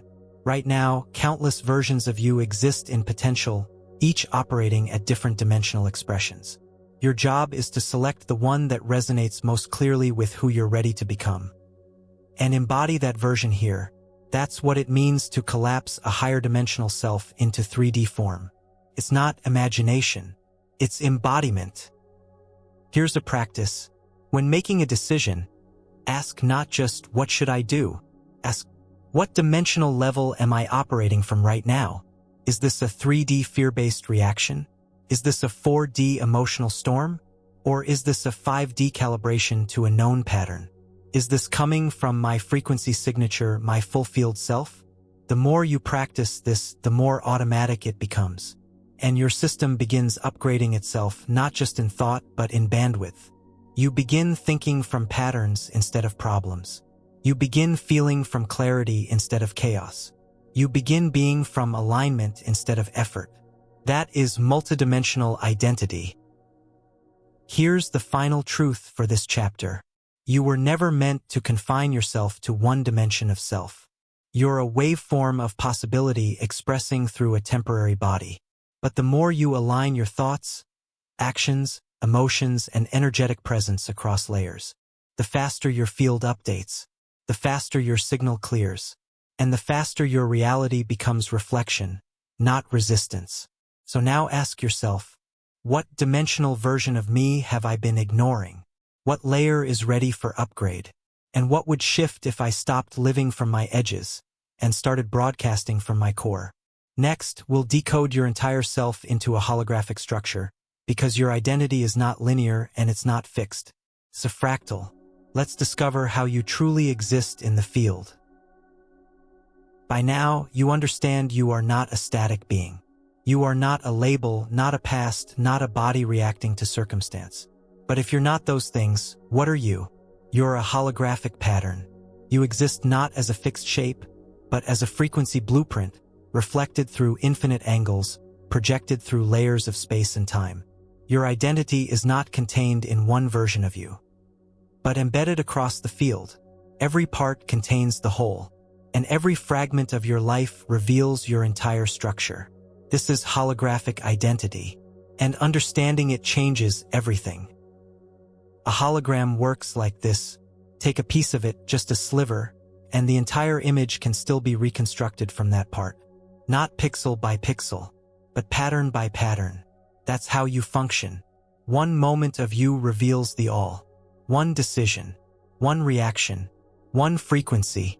Zoomed in, it seems small, but zoomed out, it mirrors the totality of your identity code. This means your reality isn't just a collage of events. It's a holographic broadcast. Every part reflects the pattern of your entire self. Now let this land. If one fragment reveals the whole, then changing even one line of code updates your entire field. Not eventually, immediately, because you're not updating one aspect. You're adjusting the structure that underlies every aspect. Change a single pattern, and the entire projection ripples with new frequency. This is why transformation doesn't have to be global to be real. A shift in one area, if it's holographic, becomes systemic, because it touches the pattern from which all your experiences emerge. Here's what this looks like practically. You upgrade how you handle a small conflict with a friend. You choose clarity instead of defense, presence instead of avoidance. That single decision carries the pattern of your identity. And the way you shift it, it echoes into your work, your health, your money, your creativity. Not because they're logically connected, because they're holographically linked. You shifted the core pattern, and the field received the entire update. Let's take this further. You don't have to wait until every part of your life is healed to feel whole. You only need to upgrade the part that contains the pattern. That part is always closest to you. The moment, the emotion, the interaction right in front of you, that's the fragment of the hologram you've been handed. And embedded in it is the frequency signature of your entire life code. Upgrade that, and the ripple moves everywhere. This is not hopeful thinking. It's structural efficiency. The field is built to respond to small fractal precision, because it operates as a hologram, and so do you. Now pause. Look at an area in your life that feels minor but frustrating. A repeated annoyance, a micropattern, a behavior that seems too small to matter. That's the portal. That's the sliver of hologram that wants your presence. Because through that, the field can upgrade the whole. Don't underestimate small edges. They are entire mirrors. They are condensed versions of your core code. And when you choose differently at that edge, the system reorganizes at all levels. Here's the practice. Stop trying to overhaul your entire identity at once. Choose one repeating moment that irritates, contracts, or depletes you. Notice how you respond. Find the script. Ask, what version of me is acting here? Then write a new line of code. Act as that version. Hold the field. Let the projection shift. And witness how that one move recalibrates areas of your life you didn't even link to it. That's holographic upgrade. It's not about more effort. It's about cleaner signal. When you start treating your life as a hologram, you stop managing problems. You start editing patterns. You become less reactive and more intentional. You speak with precision. You move with design. You respond to life not from personality, but from pattern awareness. And the field treats you differently, because you're no longer operating as a fragmented self. You're embodying the code that holds the whole. You've stopped being the image and started being the source. Next we'll go after what that source may have forgotten. Fragments of code lost along the way, buried versions of you still echoing incomplete. It's time to retrieve and reintegrate your missing selves. Every part of you is still running somewhere. Even the ones you've outgrown. Even the ones you thought you buried. Even the ones you abandoned to become better. You see, evolution is not just about choosing new identity. It's about reclaiming lost code. Versions of you that got frozen in time. Moments that never got closure. Aspects of you that split off, suppressed, minimized just to keep functioning. These are your code fragments, and they're still echoing through your field. They're not your enemy. They're part of your power, and they're waiting to be reintegrated. You don't just carry the self you identify with now. You carry many selves. The one who was silenced. The one who felt too much. The one who failed and couldn't recover. The one who dreamed but gave up. Each of those versions created a branch in your field, a frequency still sending out unresolved signals. And those signals affect your now. They distort current choices. They reroute intuition. They weaken your coherence. Until you bring them home. Here's what this looks like in real time. You avoid speaking up in meetings, not because current you lacks confidence, but because past you still remembers being shut down. You hesitate to trust, not because you're cynical, but because a 17-year-old version of you still lives inside betrayal. You minimize joy, not because you lack desire, but because a childhood self still links visibility to danger. These are not conscious thoughts. They are unresolved identities. You never chose to be ruled by them, but until they are integrated, they still hold code authority. Let's go deeper. Integration does not mean reactivating the pain. It means witnessing the fragment, naming its origin, and updating its role in your system. Right now, many of your fragments are still trying to protect you using outdated logic. You learned survival. They learned defense. But you are not in danger anymore. And your system needs to know that. Your field needs the message. This part of me can come home now. That message isn't intellectual. It's energetic. It's emotional. It's encoded. Here's the process. Identify the fragment. Where do you feel emotionally younger than your actual age? Where does your reaction seem disproportionate to the moment? Locate the origin. What moment or time period might this reaction belong to? Acknowledge its logic. Why did this self emerge? What was it trying to solve or protect? Update its role. Tell the self, thank you for protecting me. I no longer need this strategy. I now operate from a different code. Reintegrate. Invite the energy of that version back into your field, not to rule but to harmonize. The moment you do this, a piece of your power returns. Not as a memory, as a waveform. This is not therapy. This is identity restoration. You are collecting your pieces not to relive the past, but to reclaim the broadcast power of wholeness. Each fragment reintegrated strengthens your signal. Each lost self returned closes a loop. And your field becomes more complete. Not just spiritually, energetically, mechanically, because incomplete code creates distortion. Integrated code becomes magnetic. Pause now and ask, what version of me have I disowned? What moment still triggers me beyond logic? What age inside me is still calling for permission to exist? That's your fragment. Meet them, let them speak, then update their role, and breathe them back into your system. You are not just becoming someone new. You are remembering who you've always been. Now understand this. Each fragment of you holds a suppressed genius. The quiet one holds insight. The angry one holds fire. The insecure one holds sensitivity. When suppressed, these become distortions. When reclaimed, they become superpowers. You don't have to fix these selves. You only have to integrate them, not to become multiple identities, to become one, whole, singular, stable. And once stable, your field becomes undeniable, because every part of you is speaking the same frequency. That's not self-help. That's system coherence. Next, we move into rewriting your own timeline, not as memory but as quantum command. Because once you hold all your pieces, you don't just heal the past, you revise it. You've retrieved your fragments. You've brought them home. Now comes a deeper truth, one that shatters everything you've been taught about time. Your past is not fixed. It's flexible. It's programmable. Not by returning to it, but by updating the code that still links you to it. Because the past only continues to exist as an active field inside you. And when you shift the signal you're emitting now, the version of the past still running your life collapses.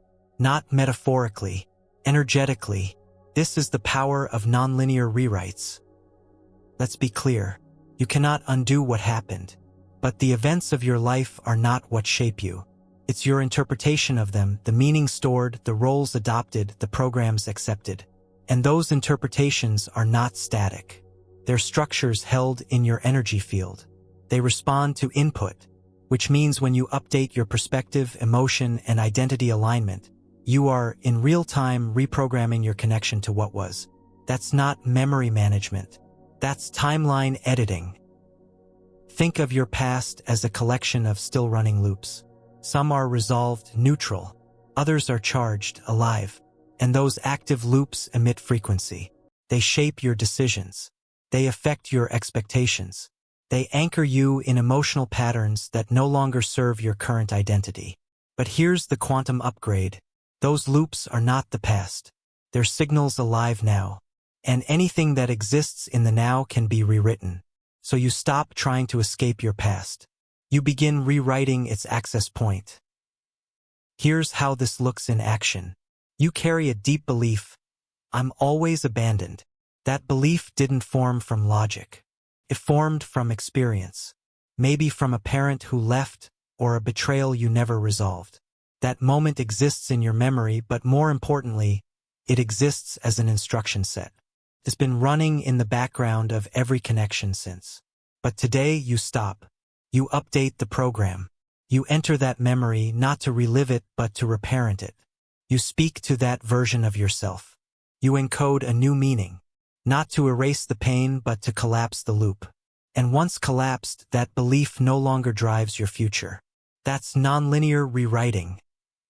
Understand this. You don't change the facts. You change the frame. You don't deny the experience. You choose a new interpretation that aligns with your current power, not your past wound. This new meaning doesn't need consensus. It just needs resonance. When the new signal feels truer than the old one, your field updates, and reality stops referencing that event as an authority. You are no longer living in reaction to it. You're living from resolution. Here's a practical approach. Step 1. Identify the current pattern that feels heavy or repeating. Step 2. Ask, where did I first feel this? Not think it, but feel it. Step 3. Go to that memory as the current upgraded you. Step 4. Interrupt the emotional loop. Speak, move, or reimagine the moment as if you were present there now. Step 5. Feel a different outcome, not to lie but to liberate. You are resignaling that timeline, and the field receives it, not as fiction, as frequency. You'll know a rewrite has landed when you no longer feel emotional charge around that memory. Current patterns related to that story begin to dissolve. You make different decisions without effort or trigger. That's not psychological distancing. That's quantum reprogramming. Because the part of you still living in that story has exited the loop. And the field can no longer reference it as active code. This is not wishful reframing. This is identity surgery. Now pause and reflect. What is one story you've told for years? A story that defined you, limited you, made you feel smaller, scared, or stuck. Are you willing to let it collapse? Are you ready to send your present awareness back, not to relive it but to override it? This is not bypassing. This is authorship. The author of your code doesn't live in the past. It lives in your attention now. And attention is command. What you focus on, you feed. What you reframe, you rewire. What you declare from identity, the field reflects into structure. So what's the story you're ready to rewrite? You don't need a ritual. You don't need permission. You need presence. And a signal strong enough to say, that's no longer my authority. The field doesn't argue. It responds. It doesn't need your trauma to be true forever. It just wants a coherent signal to run. So give it a new one. And the past, as you've known it, becomes something else entirely. Next, we step into quantum motion because once you've released the past, you become able to jump timelines entirely. It's time to leap into parallel possibilities. You've collapsed past loops. You've rewritten the meaning of what was. Now something new becomes available. You don't just evolve linearly. You can leap entirely, from one version of your life to another, from oneself to a completely different one. This is not metaphor. This is mechanics. Quantum physics shows that multiple realities are not a theory, they're the baseline. And each potential you exists on a timeline governed by its own code, frequency, and identity structure. You don't have to climb to reach them. You just need to match the signal. That's how you timeline jump. Let's define this clearly. A timeline is not just a series of events. It's a reality channel held together by an identity broadcast. Your habits, thoughts, emotions, and expectations, those are the anchors that keep you locked to a timeline. But when you shift any of those with enough coherence, you start bleeding into a different one. And if you stabilize the signal, the jump completes. Your outer reality begins reflecting an entirely new narrative. New people, new circumstances, new luck. Feels like acceleration, but really it's alignment. Let's say you've been stuck in a pattern of stagnation. Nothing moves, no progress. That timeline is a reflection of an internal code that says, I'm not allowed to grow. You don't have to fight it. You don't have to prove anything. You change timelines by embodying the version of you for whom growth is natural. You anchor that identity. You speak from it. You make decisions from it. You hold the energy of it. And your life begins rearranging because you are no longer on the same channel. That's not magic. It's selection. Here's the key. You are not just attracting. You are selecting. You are not asking the universe to give you something. You are tuning into the version of reality where it's already done. That version exists now, not in the future, in superposition. And your only job is to match the code that activates it. That code lives in choice, in emotion, in how you move through your day. The jump isn't done once. It's sustained until the shift stabilizes. This is how you initiate a timeline jump. Get specific about the identity you're choosing. Not what you want, but who you are in that reality. Ask, what does this version of me believe, feel, prioritize, and expect? Let go of behaviors, thoughts, and people that match the old signal. Anchor the new code in consistent microactions, daily calibration. Hold the frequency, especially when the old timeline tempts you back. The jump may feel subtle, but once it locks in, you'll look around and realize everything has changed, not from hard effort, but from energetic divergence. Now let's talk about resistance. The old timeline will often send tests, echoes of what you used to believe, what you used to accept. These are not signs that the jump failed. They are invitations to choose again, to align, to prove coherence. Each time you reaffirm the new self, you weaken the gravitational pull of the old channel, and the shift accelerates. You're not proving your worth. You're proving your signal, to the field, and to yourself. Let this next truth land. Jumping timelines isn't about finding a better life. It's about collapsing into the version of reality that reflects your truest code. Not your fantasy, your alignment. You don't chase outcomes. You become the version of you that outcomes chase. Because you're now radiating from a different core. One that no longer resonates with limitation, delay, confusion, or fear. That version of you has always been accessible. Now you're letting it broadcast fully. Ask yourself now, what version of me am I still postponing? What identity is one decision, one frequency, one timeline away? Are you ready to stop working toward your future and start living from it? That's the timeline jump. And once made, it doesn't just affect your outer world. It changes how time responds to you. You move differently. Events arrive with precision. Synchronicity multiplies. And the old story fades, not because it's gone, but because you're no longer tuned to it. You're on a new path now. One you didn't build slowly, but selected boldly. Next, we discover how your field interacts with others in quantum synchrony. Because once you shift, you begin influencing timelines beyond your own. It's time to understand collective reprogramming. Up to this point, you've been working within your own field. You've reclaimed your fragments. You've rewritten the code. You've jumped timelines. But here's what's next. You're not coding in a vacuum. You exist within a network of people, relationships, environments, and communities, each with its own field, each broadcasting its own instructions. And your system doesn't operate independently of them. It interacts, it synchronizes, it entangles, which means every person, group, or space you regularly connect with becomes part of your coding environment. You are not just programming yourself. You are coding reality collectively, and others are coding you back. This isn't metaphorical. It's mechanical. Fields merge.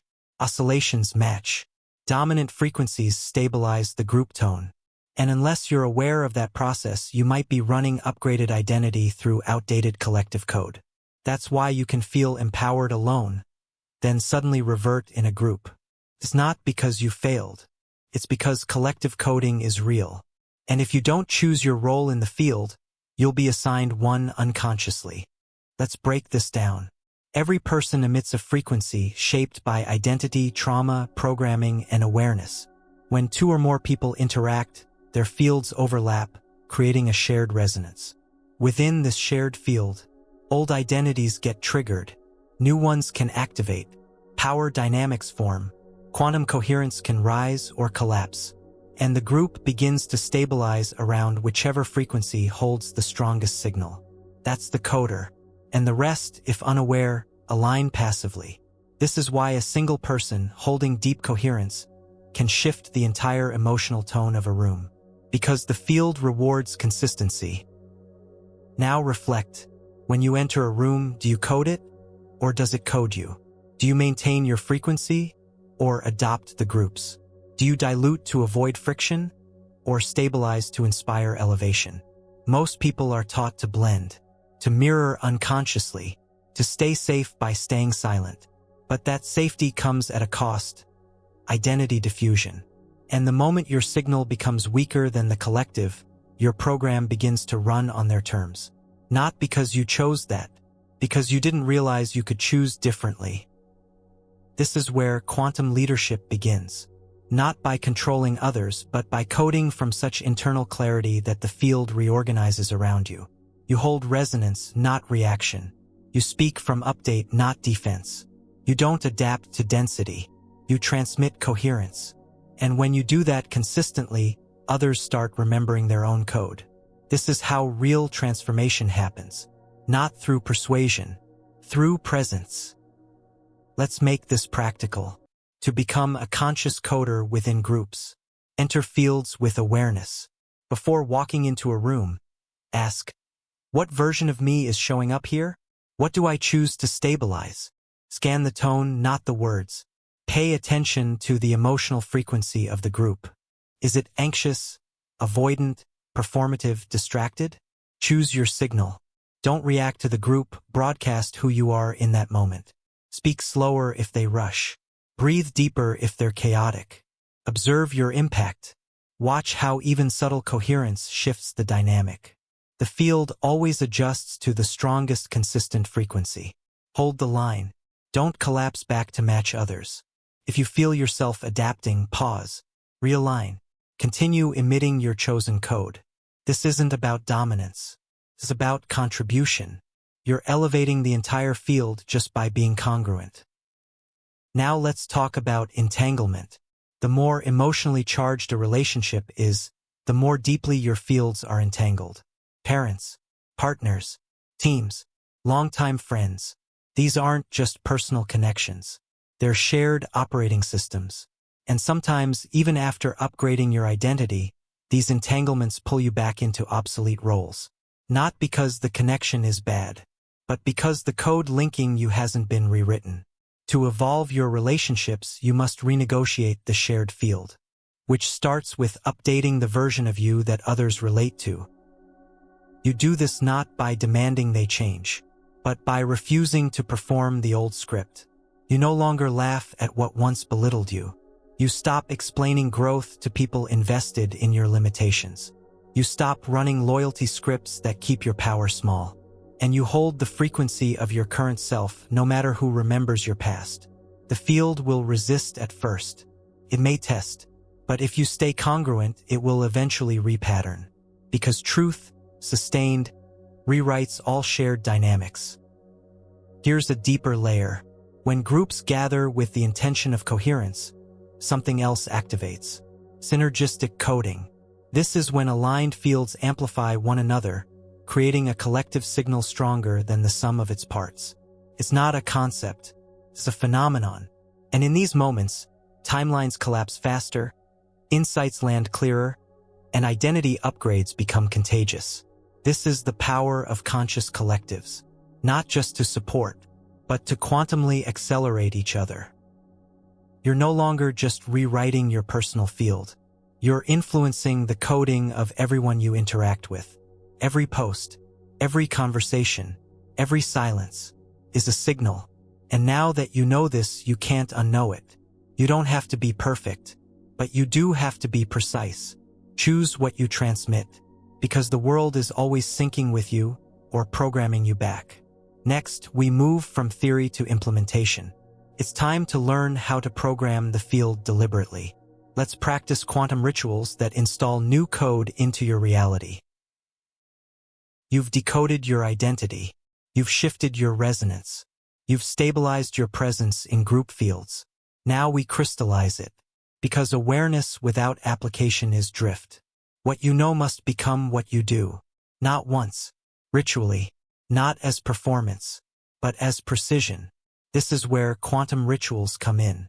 Simple, intentional practices designed to write, update, and stabilize your field in real time. Rituals are not about mysticism. They're mechanics. They are structured inputs into your operating system. They tell the field, this is who I am now. A true quantum ritual does three things. Interrupts old code. It disrupts a default identity loop that would otherwise run automatically. Installs a new frequency. It imprints your chosen signal clearly, through emotion, posture, voice, or presence. Reinforces coherence. It aligns your mind, body, and energy into one synchronized output. Do this consistently, and your field has no choice but to upgrade, because it responds to input, and ritual is the most focused input you can create. Let's build one together. Start here. Morning Recode Ritual. Purpose. Override subconscious drift and install chosen identity before the day's field opens. Stand up. Ground yourself. Feel your feet on the floor. Breathe into your body. Become aware of your energy field expanding beyond your skin. Declare your identity. Speak aloud. Today, I operate as insert chosen code. Powerful / present / sovereign / abundant / calm. Let it feel like a command, not a wish. Set your frequency anchor. Ask, what one emotion would this version of me embody today? Feel it. Amplify it. Memorize the sensation. Visualize one aligned outcome. Not a fantasy, just the next step. See it. Lock it in. Complete the loop. End with, I transmit this field. And the world responds. That's it. 3 minutes. Total system reset. Now build a second ritual for field correction. When you feel misaligned, triggered, anxious, disconnected, use realignment loop. Pause everything. Interrupt the momentum. Step away if needed. Change physical posture. Speak the pattern. Name what's showing up. This is an old program. I see it. I'm not it. Shift your state. Use breath, movement, water, or stillness to reset the nervous system. Choose again. Ask, what version of me resolves this loop? Then embody that now. Seal with breath. Inhale coherence. Exhale the old loop. You just reprogrammed in real time. No overthinking. No journaling. Just input. The power of rituals is not their complexity. It's their consistency. When repeated, they become part of your operating system. The field begins to anticipate them, and life responds accordingly. You start seeing less noise, less confusion, fewer tests, not because reality gets easier, because your signal gets cleaner. Want to take this further? Create custom code words, short verbal triggers that instantly return you to your chosen frequency. Examples: sovereign, reclaim power when pulled into people-pleasing. Current, return to the now when spiraling into future worry. Neutral, reset emotional charge when triggered. Say them, feel them, let your body recognize them as commands. You are not just saying words, you're running scripts. The field listens. You can also ritualize transitions. Before calls, meetings, creative work, anything where you're about to enter a different field. Stop, reground, declare, this is how I show up. Enter intentionally. Even 30 seconds can prevent hours of misalignment. The ritual is the reboot. The code is the anchor. This is how the extraordinary becomes normal. Not through force, through rhythm, through structure, through intentional commands that become second nature. This isn't about being rigid. It's about being activated. Because when you create rituals that match your highest identity, your life becomes a mirror of precision. The field gets the message and responds with clarity, alignment, and speed. Next, we'll ensure those shifts last. You've programmed the field, now learn how to anchor the change so it sticks. Let's make your upgrades permanent. You've rewritten old loops. You've sent new signals. You've installed upgraded programs. But now you face the test that most never pass. Can you hold the new code when the world hasn't caught up yet? Because transformation isn't complete when you make a change. It's complete when that change becomes stabilized. Until then, it's just potential. And potential without anchoring collapses. That's why so many upgrades fade. It's not because the change was false. It's because it wasn't sealed. It wasn't anchored into the structure of your field. Let's make this clear. Anchoring is what takes a shift from conceptual to structural. It's the process of taking a new frequency and embedding it into your subconscious, nervous system, and energetic blueprint. Without it, you'll default to old loops, especially under stress. Because the human system always reverts to the most familiar code when pressure mounts. And if the new signal hasn't been stabilized, you fall back into survival. Not because you're weak, but because your field hasn't locked the new template yet. So how do you make a change permanent? You anchor it. You repeat it with precision. You embody it across contexts. You treat it as real before reality gives you external validation. You protect it. You feed it.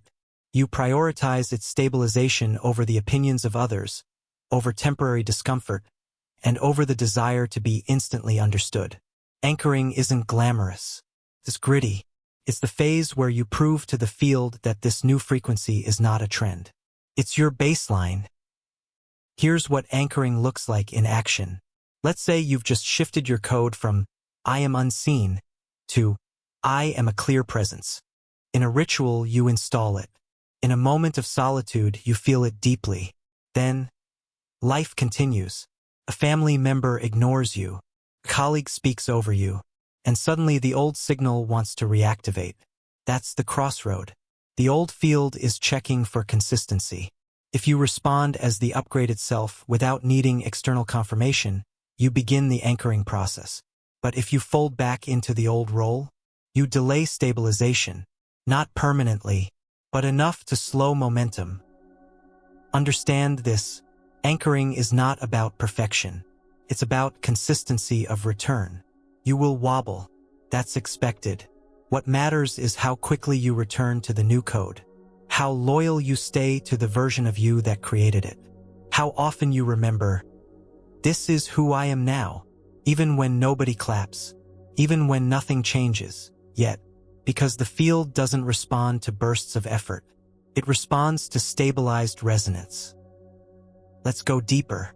Anchoring requires embodiment across layers. Mental, you must believe the new story. When doubt arises, you must counter it with truth, not fantasy.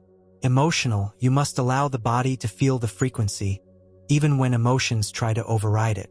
Behavioral, you must act in ways that align with the new code, especially in small, unseen moments.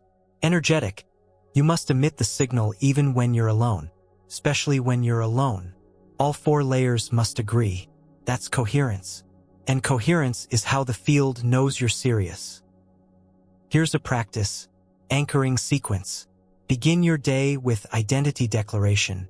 Today, I operate from insert upgraded identity. This is my new code. Midday alignment check. Am I broadcasting my new frequency right now? If not, what part of me needs attention? Evening integration. Where did I hold the new code today? Where did I wobble? What will I strengthen tomorrow? This daily loop trains your system to expect the upgrade. And what the system expects, it reinforces. You can also use environmental cues. Change your spaces to reflect your new code. Dress as the version of you that holds the new identity. Reorganize your home or workspace so it visually mirrors your evolution. This isn't superficial. It's signal reinforcement. Your outer environment becomes a mirror of your inner field. And when both match, the upgrade sticks. Now consider this. Anchoring doesn't just make changes last. It makes them unshakable. Eventually, the old version of you isn't an option anymore. Not because you're resisting it, because it's no longer coded into your identity. That's what we call full integration. And once integrated, the field treats the new you as the default. The people, patterns, and circumstances that match the old code stop showing up. Not because they disappeared, because you're not broadcasting the invitation anymore. So ask yourself now, what part of me is still trying to change? And what would shift if I chose to anchor instead? Change is a choice. Anchoring is a commitment. And commitment turns possibility into permanence. Next, we explore what happens when you do this so deeply that entire aspects of your identity collapse without warning. Prepare for unexpected quantum shifts.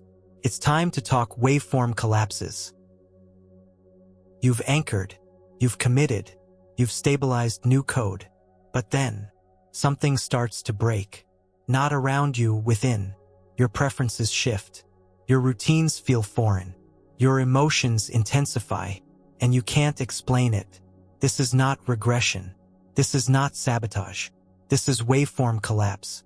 The moment when your identity, still vibrating across multiple possible versions, suddenly snaps into one dominant expression. It's quantum. It's rapid. It's irreversible. And it can feel like chaos. Let's unpack this. In quantum physics, a particle exists in multiple states until it's observed. That cloud of potential is the waveform. But the moment observation occurs, the waveform collapses into a single outcome. The same thing happens in identity evolution. When you're in transition, you carry multiple self-codes. The version you've been, the version you're anchoring, the old fragments still echoing, the future self signaling forward. At some point, these patterns can't coexist anymore, and the field forces coherence. One version becomes dominant. The others dissolve. That's the collapse. Collapse feels like sudden exhaustion, emotional disorientation, loss of appetite for routines that once defined you, impulse to withdraw from certain people or environments, an eerie sense that you are no longer who you were yesterday. These aren't problems. They're indicators.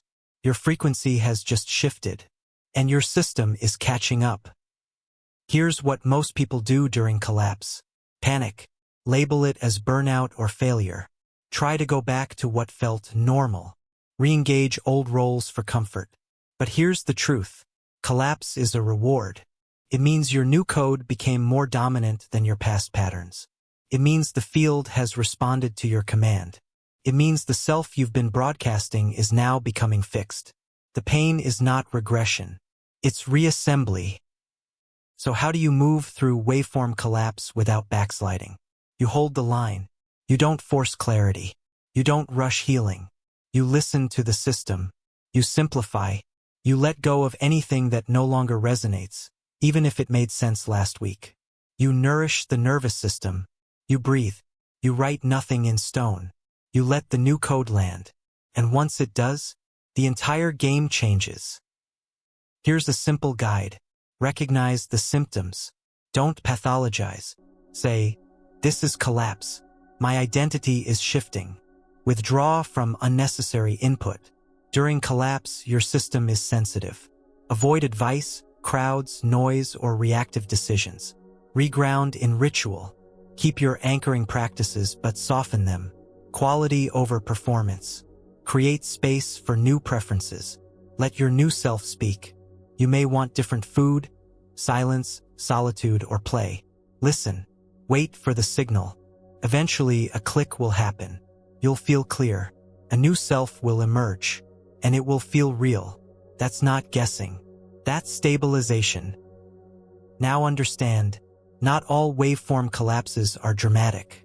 Some happen overnight. Others unfold subtly, one habit at a time. But you'll always know by one sign. You look at the old version of yourself and feel no desire to return. Not from resistance, from irrelevance. That path is simply no longer you. That code has been deleted. And your current identity is no longer a prototype. It's the program. So ask now, am I in a collapse? Is my discomfort actually transformation? What would change if I stopped resisting this recalibration and let the waveform settle? This is your reset. This is your moment of clarity disguised as confusion. Let the self that's leaving go. You don't need to fix it. You only need to make room for what's landing. Next, we explore how to protect that landing. Because after a collapse, your system is wide open, and you'll need a way to prevent old patterns from creeping back in. Let's build your quantum firewall. You've rewritten. You've anchored. You've collapsed the old waveform. You're finally operating from new code. And just as you begin to stabilize, something strange happens. An old fear resurfaces. A memory replays. A pattern you thought you ended whispers back into your field. You've seen this before, but now it feels even more intrusive. That's not coincidence. That's infiltration. Old code looking for a backdoor into your system. And if you don't install a firewall, those outdated frequencies will slip back in. Not because they're stronger, because you left the gate open. Let's define what we mean here. A firewall is an intentional boundary, energetic, psychological, and behavioral, that guards your upgraded identity from outdated programming. It doesn't isolate, protects. It doesn't resist life. It filters input. Not all feedback deserves integration. Not every emotion is yours to process. Not every thought belongs to your current field. And without a firewall, your system won't know the difference. It will start running programs by default, ones you no longer subscribe to. Why does this happen? Because energy follows pattern. And if you've run a specific loop for years, shame, overthinking, scarcity, victimhood, then even after a rewrite, the energetic residue remains in your environment. Certain people, places, behaviors still expect the old code. And your system, being efficient, may autosync if not directed otherwise. This is how relapse happens. Not because you failed, because your field needs protection. Here's what this looks like. You leave an empowering event feeling powerful, and then go home to someone who speaks to your past. You shift your money identity, and suddenly an unexpected bill hits. You stop over-explaining, and then get hit with silence, making you question your voice again. These are not accidents. They are reactivation attempts. Moments when old code sees a crack and tries to reinstall. Your job is not to fight them. It's to firewall them. Let's build your personal firewall. This has 3 layers. Energetic boundary.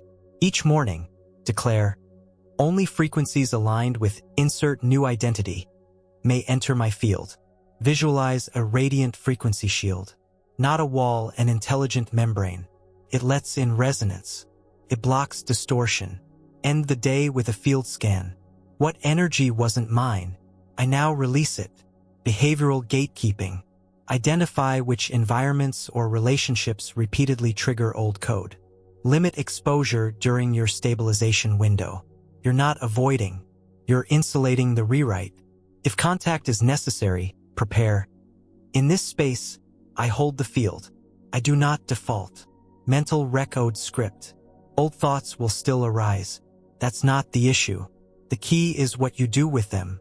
Script. This thought belongs to an expired version of me.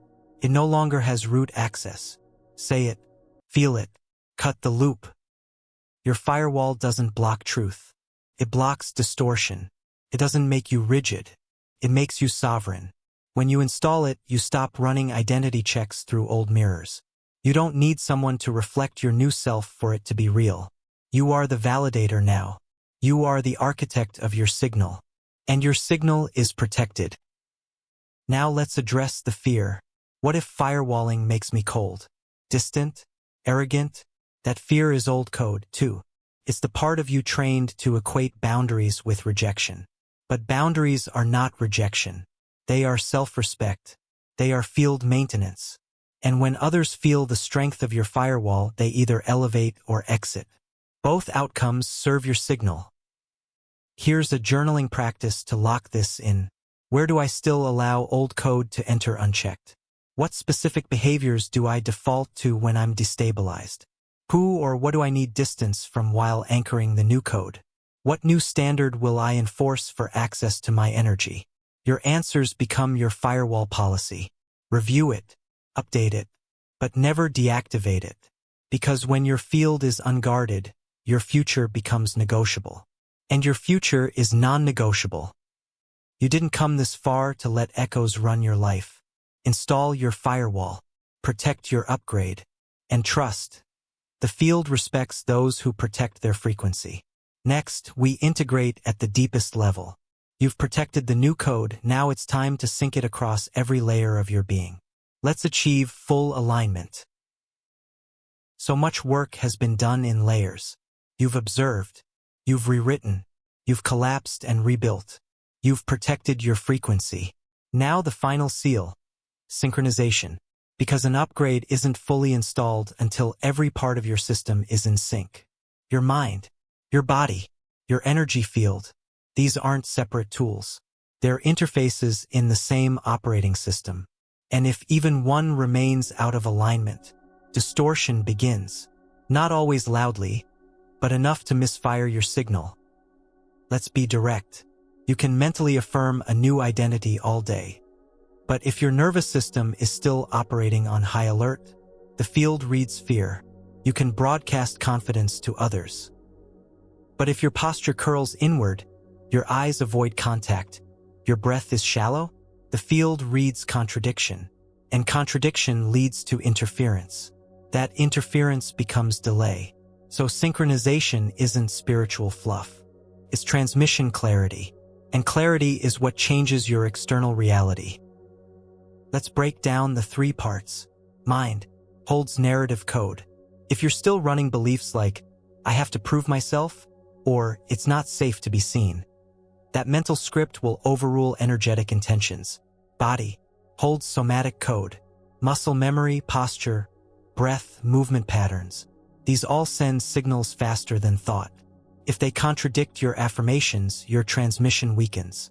Field holds frequency code. It's not what you say, it's the coherence between what you emit and what you believe. When all three say the same thing, the field responds with precision.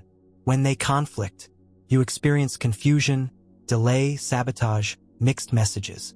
Not because life is punishing you, because your signal is scrambled. So how do we synchronize? Step 1, audit. Write your current chosen identity. Ask, does my language, posture, environment, and energy match this code? Be brutally honest. Find the dissonance. Step 2, tune. If your mind is off, rewrite the narrative. Script new affirmations that feel real, not wishful. If your body is off, move differently. Practice holding power physically. Shoulders back, deep breath, steady walk. If your field is off, do grounding and centering techniques. Clear residue. Set intention daily. Step 3, test. Go into the world. Speak from the new code. Walk through a familiar trigger, but operate from your upgraded interface. Observe. Does the field respond differently? The answer will always be yes if you're synced. Here's a core truth. Alignment doesn't mean perfection. It means consistency. Your mind doesn't have to be silent. Your body doesn't have to be flawless. But they need to agree. Disagreement inside creates noise outside. Agreement inside creates precision outside. The universe doesn't respond to your hopes. It responds to your coherence. You may also notice during sync attempts that your body resists. You shake. You freeze. You forget how to speak clearly. That's not failure. That's data. Your nervous system is updating from past trauma. Support it. Work with it. Let your breath lead. Your body must be invited into the upgrade, not dragged into it. Let's use this daily code sync protocol. Mind check. Am I thinking like the version of me I'm becoming? Body check. Am I standing, breathing, and moving as that version? Field check. Does my energy feel open, grounded, and stable? If yes, go. If not, pause, adjust, calibrate. You don't need to wait for the stars to align. You align.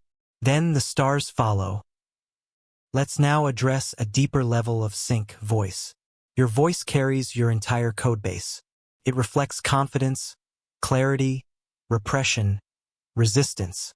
When you speak, the vibration doesn't lie. That's why your tone, not your words, determines impact. Want immediate sync? Speak as the version of you that's already there. Let the tone lead the timeline, and the world begins to rearrange to match it. Here's your final anchor for this chapter. Repeat this aloud. I now operate from a fully aligned field. My mind, body, and energy speak one frequency. I send clear code. I receive clear reflection. I am synced, and the universe responds accordingly. Now breathe, hold that, live from it, and watch clarity return to every dimension of your life. Next, we explore something powerful. What happens when your signal is so clean your outcomes arrive instantly? Let's unlock the science of quantum manifestation. You've rewritten identity. You've synchronized your code. You're broadcasting from clarity. Now you start noticing something strange. Things happen faster. Decisions click into place. Opportunities arrive without effort. Synchronicities multiply. You're not pushing. You're not chasing. You're not trying to manifest. You're simply aligned. This isn't coincidence. It's quantum manifestation. The direct, immediate collapse of reality around the frequency you are broadcasting now. Let's destroy an old model. Manifestation is not about scripting goals on a whiteboard and waiting. It's not about perfect vision boards or rehearsing the law of attraction with a smile. Those can work, but only if the field believes your signal. And the field doesn't believe words. It believes coherence. True manifestation doesn't wait for you to get everything perfect. It responds the moment your field reaches critical alignment. That's when time collapses, not because you forced something to appear, but because your current identity left no other option. Here's the science behind it.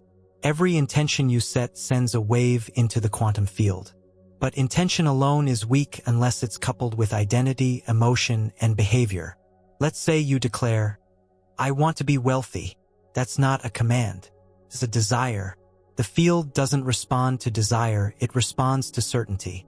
So if the statement is, I am now the version of myself for whom wealth is natural, and your behavior, voice, thoughts, and body agree, that creates coherence. And coherence is the code that collapses probability into form. That's quantum manifestation. Let's go further. You are not manifesting objects. You are manifesting timelines. Each outcome you seek already exists in a parallel version of reality. You're not bringing it to you. You're matching the version of you who already lives it. That match creates resonance. That resonance sends a quantum signal. And the field, now coherent with your signal, reorders what you call reality to reflect it. That's not magic. That's selection. Here's how you stop hoping and start programming. Step 1. Decide the identity of the self who already lives the outcome. Don't just name the outcome. Define who lives in it. Step 2. Align your inputs. Thoughts, posture, breath, speech, priorities.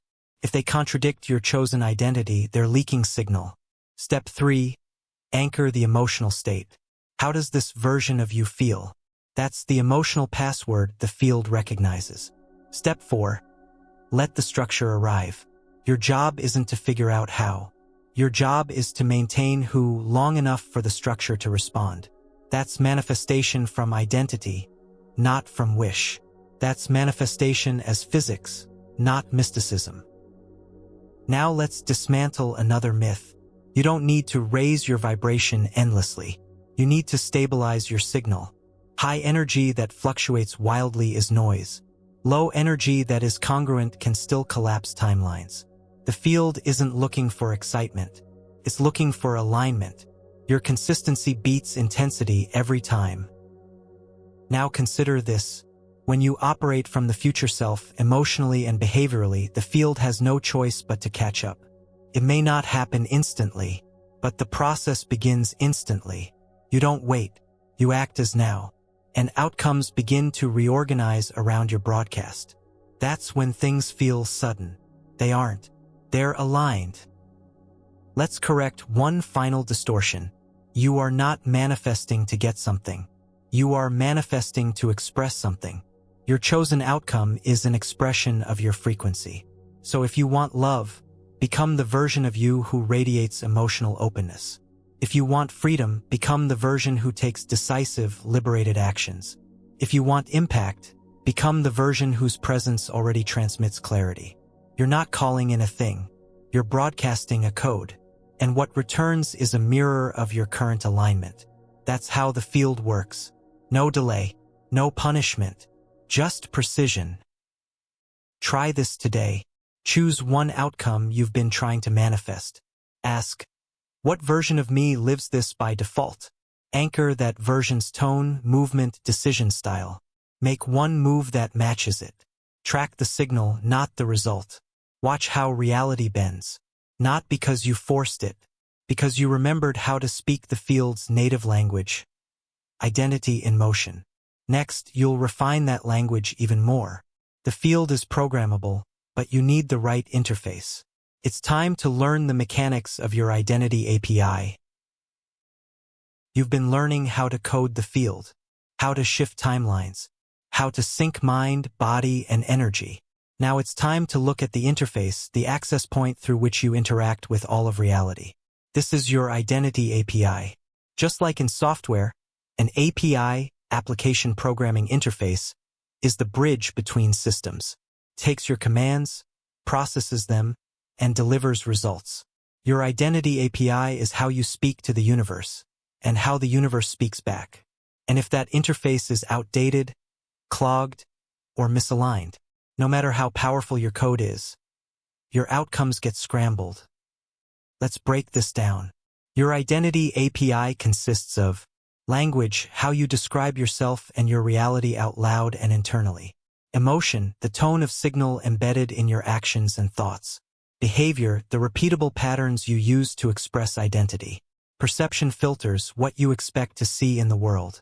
These four components together tell the field, this is who I am. This is how I operate. Please match me accordingly. And the field does, without judgment, without bias, just clean response. So if your identity API is broadcasting confusion, doubt, or split desires, the field responds with chaos. Not because it's broken, because it's exact. Let's use an example. Say you want to manifest a high-level opportunity, but your internal language says, I'm not ready. People like me don't get picked. I hope they see my value. Meanwhile, your emotion is laced with anxiety. Your behavior is passive. Your perception filter expects rejection. What does the API say? Give me more situations where I am unseen, unprepared, and afraid of being evaluated. And that's exactly what you receive. Not because the field is punishing you, because your identity API is sending mixed instructions. Now shift that same scenario. Language. I am already aligned with high-level opportunity. Emotion. Confidence. Calm. Behavior. You initiate action. You speak from authority. Perception. You look for confirmation, not threat. Now your API says, I am the one who belongs here. Show me proof. And the field complies. Not someday. Immediately. That's the power of upgrading the interface. Here's how you perform an identity API audit. Step 1. Pick one area of life where you're not getting the results you want. Step 2. Observe what your current API is broadcasting in that domain. What words do you use to describe yourself there? What emotions arise when you think about it? What actions have become default? What outcomes do you expect, even secretly? Step 3. Design a new API. Craft one upgraded phrase that represents your new identity. Anchor one dominant emotion to it. Create a micro-behavior you can repeat daily. Shift your perception filter to expect proof of this new broadcast. Step 4. Run this API for 7 days without dilution. Step 5. Track the field's response. You will be stunned, not by what changes, but by how fast it changes once your interface is clean. This is not theory. This is how you engage with quantum mechanics practically. Your identity API is not passive. It is your keyboard. It is your code editor. And the field is your runtime. Every word, every reaction, every moment of internal narrative is a line of code. And the field compiles your reality from that input. So ask yourself, what am I programming with my identity interface right now? Is it the reality I want? Or is it the one I've inherited? You don't need permission to update. You only need precision. Let's anchor this. Repeat aloud. I upgrade my interface. My language is intentional. My emotions are coherent. My behaviors are aligned. My perception is clean. I interact with reality as my highest version. And reality interacts with me accordingly. Now breathe. That's your new protocol. And the field is already responding. Next, we'll turn that interface inward because your relationships run on entangled code. And if you're ready to rewrite your connections, we're going to debug the entanglements you've inherited and unconsciously reinforced. You've upgraded your interface. You're broadcasting new identity. The field is responding. But now a different friction appears. Not inside you, outside. In your relationships, people act confused, defensive, distant. Some pull harder. Some disappear. It's not because you did something wrong. It's because they are entangled with the old code you've now deleted. Their system hasn't updated yet. And unless you're conscious, their outdated version of you might sneak back in. This is why relationship dynamics are often the final layer of transformation. Because the code is shared. And debugging a relationship isn't just about changing how you connect. It's about rewriting the joint program that governs the field between you. Let's name the mechanics here. Every relationship carries its own shared field.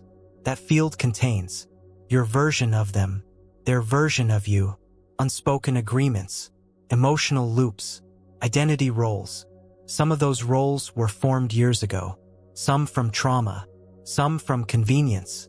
And when you shift your identity, but they're still expecting the old you, their field begins to conflict with your signal. This conflict triggers friction. If you don't hold your code, you regress, not by choice, but by absorption. That's entangled code. Example, you shift your frequency to sovereignty. You stop explaining every move. You begin trusting your own timing. But your partner is entangled with your people-pleaser version. They get upset when you say no. They ask, what's wrong? When you become quiet, they imply you're selfish. That's not manipulation. That's entangled programming. They're reacting to the dissonance between who you were and who you now are. Unless both people rewrite the shared program, it repeats. So what's the solution? Debug the relationship. Not by fighting, not by over-explaining, by updating your energetic role inside the shared field and allowing the other person to choose whether they sync or not. You don't demand the update. You transmit the new program, and you stop running the old one even if they still expect it. This is how you clear entangled loops. Not through drama, through coherence. Here's how you do it. Step 1. Identify the loop. Ask, what role have I played here out of habit? What identity am I expected to maintain? What behavior triggers regression when I shift? These give you the coordinates of the entangled code. Step 2. Name the exit point.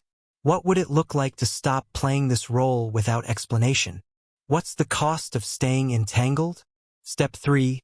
Choose your new script. This isn't what you tell them. It's what you broadcast. I now interact with this person as upgraded identity. I do not return to outdated emotional roles. Step 4. Expect pushback. This is critical. The old code will resist being overwritten. There may be silence, conflict, withdrawal. Do not interpret this as failure. It's the old field destabilizing. That destabilization is required before it can reformat. Here's a core truth. Clarity is not cruelty. You don't owe anyone the version of you that keeps you small. When someone is committed to your limitation, clarity becomes a gift. It gives them the choice to update or not.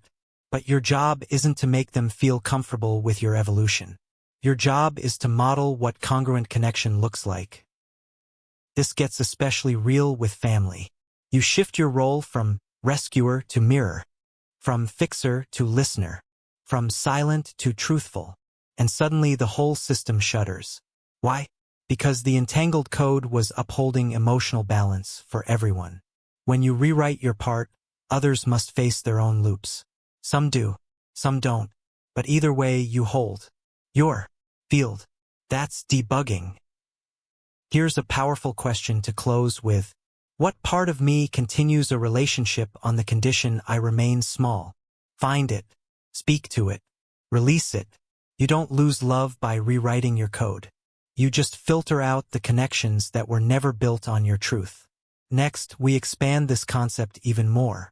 What if you could take your entire life like a digital timeline and edit it with intention? Let's access your quantum control panel. You've debugged the loops. You've released old roles. You're operating from identity, not reaction. Now you're ready for something advanced. Not because it's harder, because it's more powerful. Welcome to timeline editing. The realization that your life path isn't fixed. It's a narrative in motion and you're the editor. You don't just make choices within a timeline. You can choose the timeline itself. Not metaphorically, mechanically. Let's strip away illusions. Your life is not one single track. It's a field of infinite probability curves, each responding to different versions of you. Think of them like layered timelines. In one, you hesitated and stayed stuck. In another, you spoke your truth and shifted everything. In another, you quit, or doubled down, or called someone, or didn't. Each decision point activates a different timeline. But here's the quantum twist. You can still access them. Even now, your memory of the past, editable. Your trajectory for the future, selectable. You are not bound by what happened. You're bound by the version of yourself you choose to operate from. Change the code, and the timeline bends. Here's how this works. Timelines are selected by emotional signature, belief orientation, decision style, identity frequency. So if you change those 4 elements, not just once, but sustainably, you begin to see evidence of a different path forming. New opportunities, people you'd never meet, ideas you didn't know you could access, all arriving because you switched narrative tracks. This isn't hope. It's selection. Let's practice this now. Step 1. Choose your desired storyline. Name it specifically. Example, the timeline where I fully trust myself, build my work with ease, and am recognized for clarity. Step 2. Identify the version of you who already lives that timeline. How do they speak? What do they no longer tolerate? What habits are natural to them? What is obviously true to them that you still question? Step 3. Cross the threshold. Choose to act as them now without the need for evidence. You don't wait for the world to validate the shift. You validate it by choosing it repeatedly. Step 4. Observe the edit. Reality doesn't shift all at once. But watch for details, subtle new thoughts, emotional release, a new person showing up with aligned energy, an old loop suddenly feeling irrelevant. These are timeline markers, confirmation that the edit was received. Important note, editing a timeline isn't about erasing the past. It's about changing how the past influences your present. You can't delete what happened, but you can collapse its charge. And from that new neutrality, you operate from clarity, not history. That's the real edit. Want to shift quickly? Use this daily prompt. Today, I choose the timeline where underscore underscore underscore. I align with the version of me who underscore underscore underscore. And I take this one small step. This makes timeline editing practical, simple, codable, and when practiced daily, it becomes your baseline operating system. You stop living by memory. You start living by selection. Let's lock this in. You are not a passenger in your life story. You are the narrator, the editor, the scriptwriter, and the director.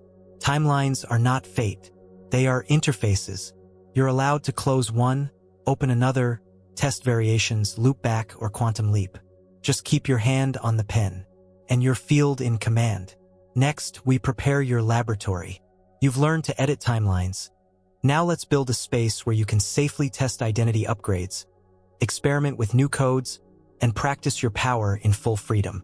Welcome to the Quantum Sandbox. You've rewritten patterns. You've edited timelines. You're no longer a passive participant in your reality. But here's what most people miss at this stage. Once you become the programmer of your identity, you still need a space to run tests, a place to try on codes without judgment, to embody new behaviors without external pressure, to mess up, iterate, refine. You need a quantum sandbox, a field of safety, flexibility, and freedom, where your identity isn't policed by old mirrors, where you don't have to be perfect, just curious and committed. This is how transformation becomes sustainable, by creating spaces where you can practice being who you're becoming. Let's be clear, your external environment is not always ready for your new identity. It often expects you to stay predictable, to continue old loops, to show up as the version they understand. That pressure is subtle but powerful. And if you don't have a sandbox, you'll be tempted to perform identity, not live it. That's why transformation collapses for so many. They upgraded the code, but never found a place to run it freely. So what exactly is the quantum sandbox? It's an energetic and environmental container where your new identity is assumed, not tested. There is no punishment for trying, failing, adjusting. You are free to explore identity without needing external affirmation. Your current self can play with future codes safely. This can be a physical space, a digital ritual, private journal practice, a voice memo loop, or a group of aligned people who hold the new version of you as real. The form doesn't matter. The function does. Here's the truth. Play is one of the fastest ways to embody identity. Not forced action, not survival-based upgrades, but playful experimentation. Because when the nervous system feels safe, the field stabilizes faster. You move from effort to exploration, from fear to feedback, from "what if this fails?" to "what can I learn here?" That shift makes the difference between burnout and integration. Here's how you build your quantum sandbox. Step 1. Choose the identity you want to test. Be specific. I want to practice being the version of me who speaks with clear authority. I want to embody the version of me who trusts their decisions fully. Step 2. Design the sandbox space. Pick one or more. A private room where you rehearse voice, posture, tone. A journal where only the upgraded self is allowed to write. A Zoom meeting with 1 to 2 aligned peers who address you as your chosen self. A solo walk where you narrate your thoughts from the future version's perspective. The space doesn't need to be fancy. It needs to be free of judgment. That's the only rule. Step 3. Set a ritual. The sandbox is most effective when used consistently. Try 10 to 15 minutes daily. Not for performance, but for play. Talk, move, write, react, explore. Let the new identity breathe. Let it stretch. Let it make mistakes without consequence. This is sacred experimentation, and it's essential for full transformation. Now here's the bonus effect. The more you engage with the sandbox, the more your subconscious starts to expect the new identity outside the sandbox too. Why? Because repetition becomes recognition. Your nervous system stops flagging the new behavior as unfamiliar. Your thoughts stop questioning your authority. Your field begins assuming the signal is standard. And from there, it broadcasts effortlessly. Here's a powerful cue. What if I gave myself 24 hours to operate only as my sandbox self? No pressure to get it right. Just immersion. Track what changes. What shifts in posture? Who treats you differently? What behaviors arise that felt out of reach yesterday? This is not imagination. It's field training, and it creates accelerated integration. Now understand this. The sandbox is not a crutch. It's a launch pad. It's where you test drive timelines before going full speed, where you let your new self normalize. Eventually, you won't need the sandbox anymore. Your life becomes the experiment. Your reality becomes the proof. But until then, let yourself play into power. Because identity built from play is lighter, quicker, and more stable than identity built from fear. Next, we approach something radically potent. After enough experimentation, something may hit without warning. A singularity point. One shift, one moment, and everything changes at once. You've played with identity. You've tested timelines. You've begun to live the new code. But then, without effort, without warning, it all snaps. Your thoughts rewire. Your body stabilizes. Your decisions become automatic. And old patterns? Gone. Not resisted. Not suppressed. Just irrelevant. This is not progress. This is a singularity. A convergence point in your field where so many aligned signals compound that reality itself must shift instantly. No delay. No transition. Only clarity. A singularity point is when all your identity work fuses into irreversible transformation. Not because you tried harder, but because your field reached critical coherence. Like water boiling at 100 degrees Celsius. You were heating the system the whole time, but the change appeared sudden. That's how fields work. They build, they build, they build, then collapse into a new baseline.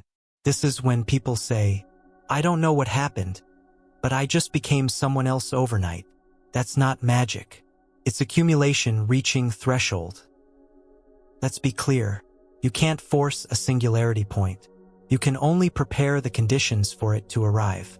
Singularities occur when the new identity is more emotionally familiar than the old one. The body stops reacting to old stimuli with survival responses. The mind accepts the new story as fact, not effort. The field begins reflecting upgraded signals without lag. This creates a system-wide collapse of outdated architecture. The identity you lived for decades, deactivated. The behaviors you tried to change for years, replaced. The desires you chased, fulfilled or completely irrelevant. That's the singularity, and it changes everything. But beware of one trap, the temptation to explain it. Singularities rarely make logical sense. They don't follow timelines. They don't obey your mind's need for steps. They arrive when identity is ready, not when your calendar says so. And if you try to dissect them, you'll pull yourself out of the moment. Trying to intellectualize a singularity is like dissecting a lightning bolt mid-strike. Let it land. Feel it. Live it. and then move from the new default. Here's what it might feel like. You wake up one day and realize you no longer care about something that haunted you for years. You walk into a room and everyone treats you differently, even though you said nothing. You try to repeat an old behavior and you literally can't. The access point is gone. That's the sign. You've shifted timelines so completely that the old code no longer compiles. You are now a new program, running a new system, broadcasting a new world. Let's lock this in. If you feel a singularity is near, ask, where am I still adding effort to something that may be already complete? Sometimes the only thing delaying the shift is your assumption that it takes more work. But singularities don't reward effort. They respond to coherence. And coherence is often silent, simple, and sudden. Here's a way to honor the singularity. I accept that I am now operating from the version of me that doesn't need to prove this shift. I move forward without testing it. I no longer seek confirmation. My being is the confirmation.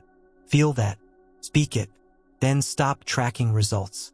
Singularities don't need backup. They leave no trace of the old code.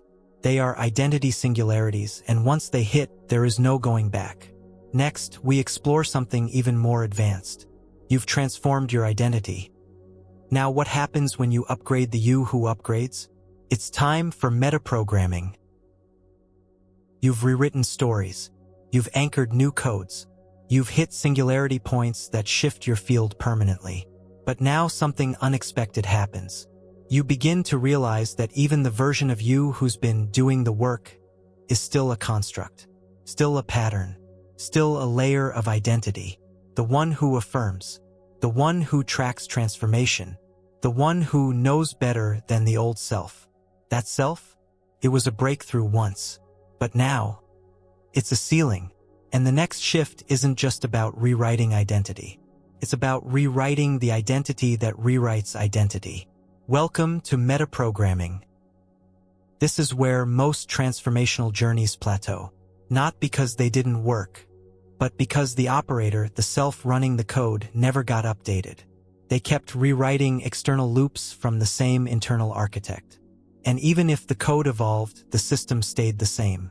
Think of it like a coder who updates the app, but never updates the operating system that builds the app. Eventually, you hit a limit. The rewrite method becomes outdated. That's when it's time to shift at the meta level. Not changing what you code, but how you code. Let's define it clearly. Metaprogramming is the act of rewriting the core identity that governs how you perceive, process, and implement change itself. It's not changing thoughts. It's changing the thinker. Not refining behaviors, but upgrading the internal mechanism that determines how change is approached in the first place. This is where quantum evolution accelerates exponentially. Because now, you're not stuck with a single approach to identity work. You become fluid, multimodal, unpredictable even to yourself in the best way. You stop doing the work. You become the one for whom transformation is effortless. Here's how this plays out practically.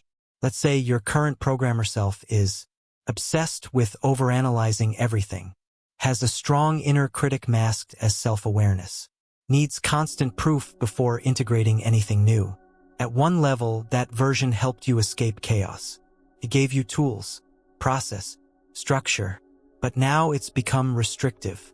It second-guesses expansion. It mistrusts ease. It micromanages magic. That's not the field's fault. That's your metaprogrammer running outdated rules. So now, instead of fixing your thoughts, you upgrade the architect. You write a new you who rewrites reality with less resistance, more permission, and a completely new coding language. Let's walk through the metaprogramming protocol. Step 1. Identify your current programmer self. Ask, how do I approach growth? What must be true before I allow change? What do I believe about how transformation should feel? Write the answers like you're describing a character, because you are. Step 2. Audit that character. Where does it help? Where does it hold you back? What blind spots does it enforce? Step 3. Define your upgraded programmer. Now create a new inner identity, not for your external behavior, but for your internal rewrite engine. Example, I now rewrite from joy, not survival. My transformation language is simplicity, not overthinking. I trust real-time data, not just mental rehearsal. Step 4. Practice from the new programmer's lens. Run an actual rewrite from this version. Pick a pattern you've already shifted before. Rewrite it again, but using the new meta identity. Notice, is it easier, faster, lighter? The field responds immediately to a meta shift, because now you're not just rewriting identity. You're rewriting the rewriter. This shift is subtle but world-changing. Most people stay stuck in a transformation loop not because their tools don't work, but because the self who chooses the tools never evolves. That's like upgrading the paint on your house, but never fixing the cracked foundation. Your foundation is your meta-identity. Upgrade that, and everything built on it becomes cleaner, smarter, more aligned. Let's make this practical. Each morning, declare, today I choose to operate from my upgraded meta-self. The way I change is now effortless. My rewriter is agile, creative, and fluid. I give myself full permission to evolve differently than before. Then watch how your process lightens, how your voice changes, how your transformation speeds up without more effort, because you're no longer dragging the past version of your method into the present moment. You're innovating at the source. Next, you'll face something equally powerful. What happens when your field glitches? When a rewrite misfires? When something you shifted starts to regress? It's time to unlock the quantum recovery tool that few people even know exists, the infinite undo. You've evolved your meta-identity. You've upgraded how you rewrite. And then it happens. A trigger hits hard. Pattern returns. You react like the old self. You say something you thought you'd never say again. You think, did I just undo all that work? Here's the truth. You didn't. Because in quantum identity, nothing is ever lost. And more importantly, you always have access to the most powerful feature in your internal operating system, the infinite undo. Let's clarify this. The field doesn't work like linear code. You don't have to start over when a pattern resurfaces. You don't erase progress when you regress for a moment. You don't need 21 days to form a new habit again. You are not a machine with fixed memory blocks. You are a quantum system, fluid, self-correcting, and reversible. And when something doesn't feel aligned, you don't have to fix it. You just undo the last command. This isn't spiritual bypassing. It's field correction. So what is the infinite undo? It is your ability to retract a misaligned energetic imprint before it becomes a stabilized loop. You might say the wrong thing, send the wrong signal, run the wrong emotion. That's not a permanent glitch, unless you anchor it. And anchoring happens when you add shame, story, or analysis. Undoing happens when you choose neutrality and course correct immediately. The undo only fails when you cling to the misstep. Here's how to activate the infinite undo in real time. Step 1. Interrupt the regret loop. Instead of, why did I do that? Ask, is this who I am now? If the answer is no, undo. Step 2. Speak the field-level retraction. Say, that was an old signal. I withdraw it. I do not reinforce this loop. I now replace it with new signal. Step 3. Anchor the corrected code. Take one immediate micro-action that reflects your current self. Don't wait, even if it's tiny. The field doesn't need apology. It needs clarity. This tool changes everything. No more spirals of shame after regressions. No more starting over. No more thinking one mistake unraveled months of inner work. Because here's the truth. If your field evolved once, it can do it again. Faster. Your access to change speeds up with every mistake you recover from consciously. That's evolution in real time. Let's make this even sharper. Here's when to use the infinite undo.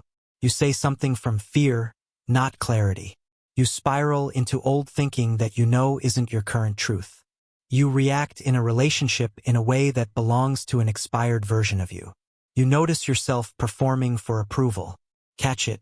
Speak it. Undo it. Realign. No delay. No judgment. Now let's address the fear. If I keep undoing things, how do I know what's real? Here's the answer. What's real is what remains after undoing everything misaligned. You're not erasing truth. You're clearing distortion. And the more you clear, the cleaner your signal becomes. The faster your manifestation tightens. The easier your upgrades stick. The infinite undo doesn't make you unstable. It makes you nimble. Let's lock it in. Speak this out loud. I no longer punish mistakes. I don't spiral into shame. I use the undo as a tool of power. I retract what is not aligned. I anchor what is. My transformation is nonlinear, intelligent, and fast. Now exhale. That's your recovery protocol. Ready whenever you need it. Next, you'll apply this clarity to the collective. You've mastered solo programming. Now it's time to explore what happens when reality is coded together. Multiplayer quantum awaits. You've rewritten your code. You've learned to recover from errors. You've discovered that the field responds not just to what you say, but who you are. But now, something becomes undeniably obvious. You are not the only coder in the room. Other people, family, friends, clients, strangers are running their own programs. And here's the twist. When two or more fields interact, a third field is created. This shared field is not neutral. It holds its own identity, frequency, and momentum. And unless you're aware of it, that field begins to program you. That's the essence of multiplayer coding. Learning to navigate, rewrite, and direct reality with others without losing your signal. Let's name what's happening. Every time you engage with someone deeply, you're not just exchanging information. You're not just having a conversation. You're merging fields, temporarily or long-term. Their code interacts with your code. Your loops interact with their loops. Shared expectations form. Energetic roles are assigned, often unconsciously. And the relationship itself becomes a living program. That program either amplifies your evolution or starts dragging you backward. And the difference? Your awareness. Here's the mistake most people make. They focus only on the other person in conflict or connection. But the real leverage isn't in analyzing their behavior.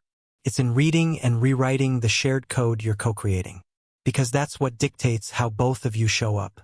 That's where transformation becomes collaborative, not just personal. And this opens a completely new dimension of power. You're no longer just mastering your field. You're now influencing the collective field between you. Let's break down the types of shared coding fields. 1. Default fields, built unconsciously over time, often rooted in survival, familiarity, or inherited roles. 2. Reactive fields, triggered by conflict, tend to regress both people to outdated versions. 3. Aspirational fields, created intentionally by two or more people committed to shared evolution. 4. Programmed fields, structured consciously like a team, a mission, or a relationship contract, where both people agree on how reality will function. Your power comes from upgrading your relationships from default to programmed. That's how you create shared environments that upgrade everyone involved. Here's how to become a master multiplayer coder. Step 1. Identify the field signature. Ask yourself, what version of me shows up around this person without trying? What emotional tone dominates our connection? Do I feel expanded or collapsed when we engage? This isn't about blame. It's about field awareness. Step 2. Choose your broadcast role. Most people shift based on how the other person behaves. Not you.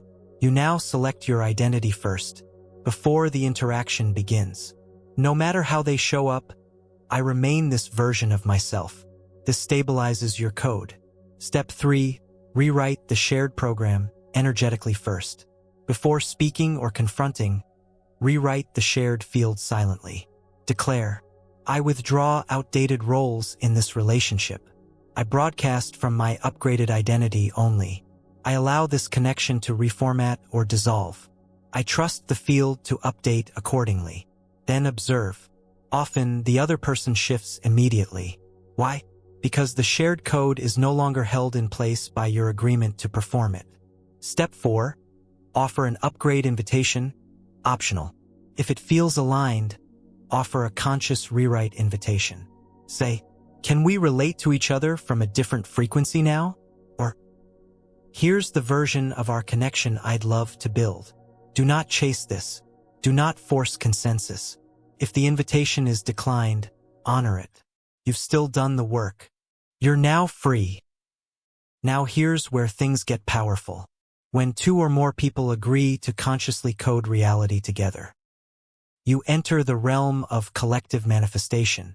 You start building fields where feedback loops are instant, growth is exponential, triggers become conscious upgrades. Every interaction enhances the signal of both beings. This is not a fantasy. This is what aligned teams, sacred partnerships, and visionary collaborations are made of. It's not perfect, but it's conscious. And when 2 conscious fields align, they don't double power, they multiply it. A new prompt for your relationships. Who are the people I could build a shared field of evolution with? Reach out. Name the possibility. Build the container. Not everyone will join you, but those who do, they'll become co-programmers of your next timeline. And you, there's. Next, we ask the ultimate question. What if you made all of this a game? What if you stopped striving and started playing with your identity upgrades? You've seen the seriousness. You've done the rewrites. You've faced your shadows. You've collapsed timelines and shifted roles. Now let's lighten the field. Because the real secret to mastering quantum identity isn't more effort. It's more play. That's right. Your identity upgrades were never meant to feel like punishment.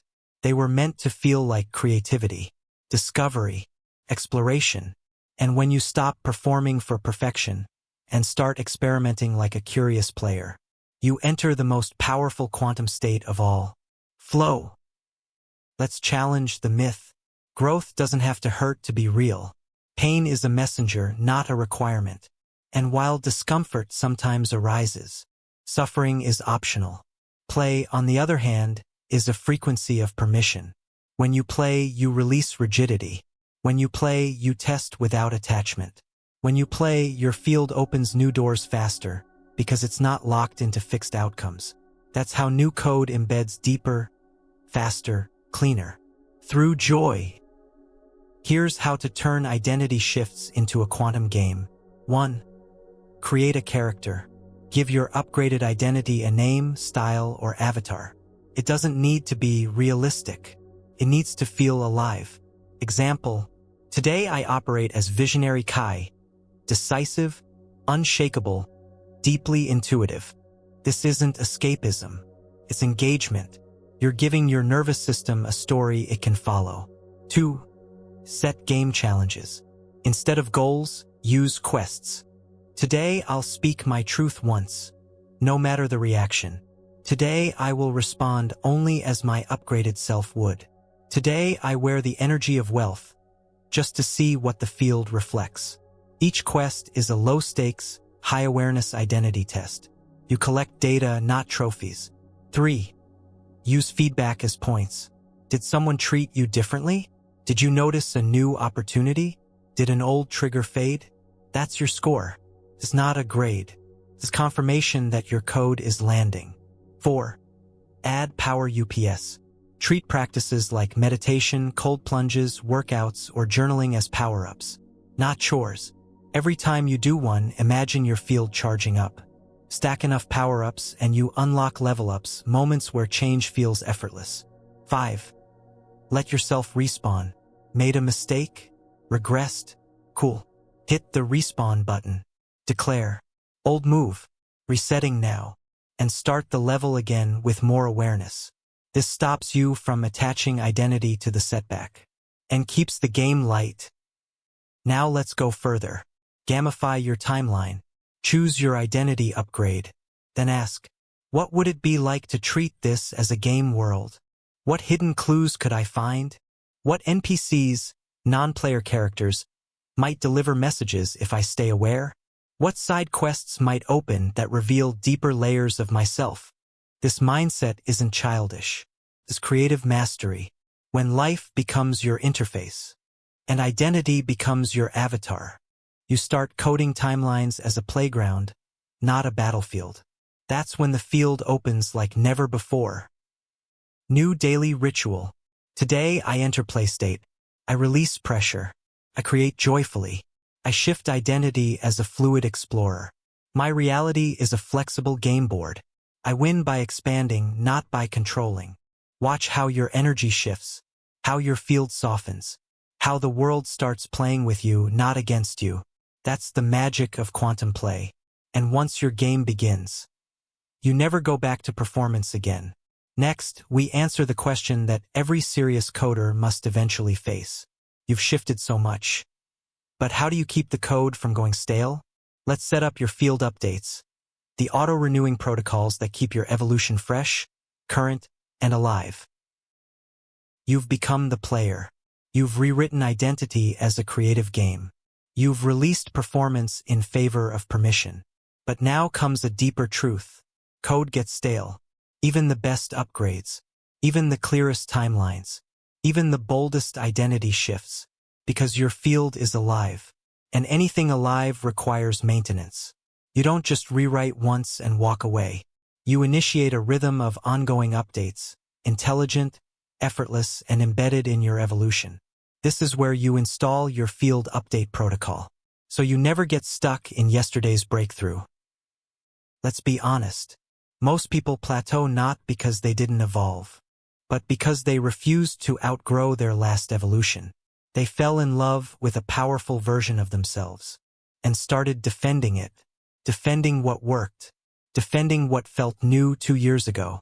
But in the quantum, attachment to previous growth becomes resistance, and resistance leads to decay. That's why you must build auto-update mechanisms into your identity, so the field never needs to crash. It simply refreshes. Here's what causes identity stagnation: repetition without reflection, doing practices without checking if they still serve, over-identification with past upgrades, holding on to what once liberated you, even when it now limits you, lack of environmental contrast, staying around people, content, or routines that mirror who you were, not who you're becoming. To stay fresh, you don't need to overhaul everything weekly. You just need intentional recalibration. Think of it like a self-coding immune system. Your field checks for outdated scripts, removes bloatware, and applies new integrations silently in the background. Here's how you install field updates as a lifestyle. 1.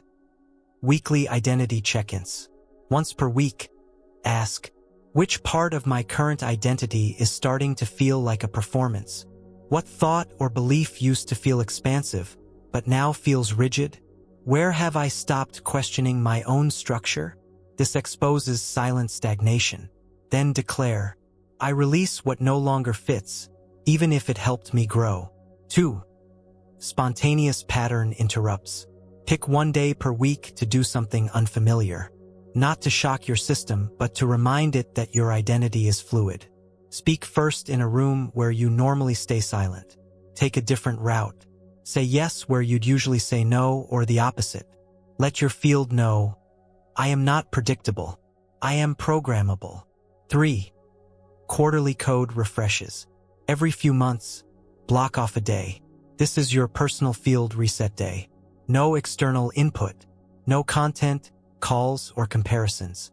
Just your field, your journal, your voice, your truth. Ask, if I weren't trying to continue my current life, what life would I start? Then listen. Sometimes it's subtle, sometimes radical. Either way, update. 4. Micro-iteration rituals. Each morning, name a micro-update. Today, I speak 5% slower, like a sovereign. Today, I move like someone who owns their space. Today, I ask questions I usually avoid. These daily micro-rewrites compound fast, because identity evolves more from micro-iteration than from rare explosions. Here's the paradox. Field freshness doesn't come from always seeking something new. It comes from always checking if you're still true. Truth is fluid. Your job is to stay tuned, not obsessed, just willing. Willing to release yesterday's victory in exchange for today's expansion. Willing to not overdefine yourself too soon. Willing to stay curious. Here's a new guiding phrase. I don't cling to clarity. I update my truth. Say it each week. Let it recode your attachments. Let it keep you sharp, clean, agile. Your evolution is not a task. It's a tempo. And when your field updates in rhythm, you never fall behind yourself again. Next, it's time for the deepest form of integration. You've rewritten the code. You've kept it current. Now comes the embodiment. What does it mean to live as the code you've written? Let's walk into full expression. No fragmentation, no hesitation, no delay. You've done the work. You've shifted patterns, rewritten roles, collapsed loops. You've stopped performing identities and started selecting them. But there's one frontier that separates theory from reality. That final territory? Embodiment. Not thinking like your future self. Not journaling affirmations. Not visualizing timelines. Living it. Full signal. No apology. No explanation. No waiting. This is where rewritten identity becomes your operating baseline, not your aspiration. Let's clarify what embodiment is and what it isn't. Embodiment is not being perfect at your new identity, getting constant external validation for your change, feeling 100% confident all the time. Embodiment is moving through your day as if the new code is already true, allowing your body to express the new identity naturally, without effort, making decisions without consulting the old self for permission. Embodiment isn't loud. It's quiet certainty. You don't announce it. You don't convince anyone. You just are it. And the field responds accordingly. Let's walk through the embodiment integration process. Step 1. Map the behavior of the upgraded self. Not what they think. Not what they want. What do they do? List it. They speak directly. They hold eye contact. They don't chase closure. They move slowly, deliberately, no rush. Then ask, which of these am I already doing? Which feel foreign but exciting? That gives you your embodiment roadmap. Step 2. Practice in neutral spaces. Start where the stakes are low. Not in triggering dynamics. Not under pressure. But in casual, neutral places. At the grocery store. On solo walks. While making breakfast. Let the new self take the wheel in ordinary moments. That's how the identity roots itself, in your nervous system, not just your intellect. Step 3. Install embodied cues. Pick a few somatic cues that instantly activate the code. Examples. Shoulders back plus exhale equals, I trust my timing. Hand over heart equals, this is my frequency. Straight spine equals, I own this space. These become your internal keyboard shortcuts, not performance tools, posture signals that awaken identity. Step 4. Embody when it's inconvenient. This is the tipping point. Anyone can embody a new self in ideal conditions. But the shift stabilizes when you embody, during conflict, in the unknown, while feeling messy. That's not fake. That's integration. When the upgraded identity holds even while the old pattern beckons. You've locked it in. Let's address the biggest resistance. What if people don't recognize me anymore? Answer. That's the point. Embodiment doesn't wait for others to catch up. It leads. If people require the old version of you to feel safe, they may fall away. Let them. Your embodiment filters your field, not by judgment, but by frequency. And what remains after the filter? Alignment. Here's the truth. Once you fully embody your new identity, you don't need to explain it. You don't need to reframe it. You don't even need to track it, because it's no longer something you do. It's who you are. And the moment you reach that point, reality updates around you like code syncing across a server.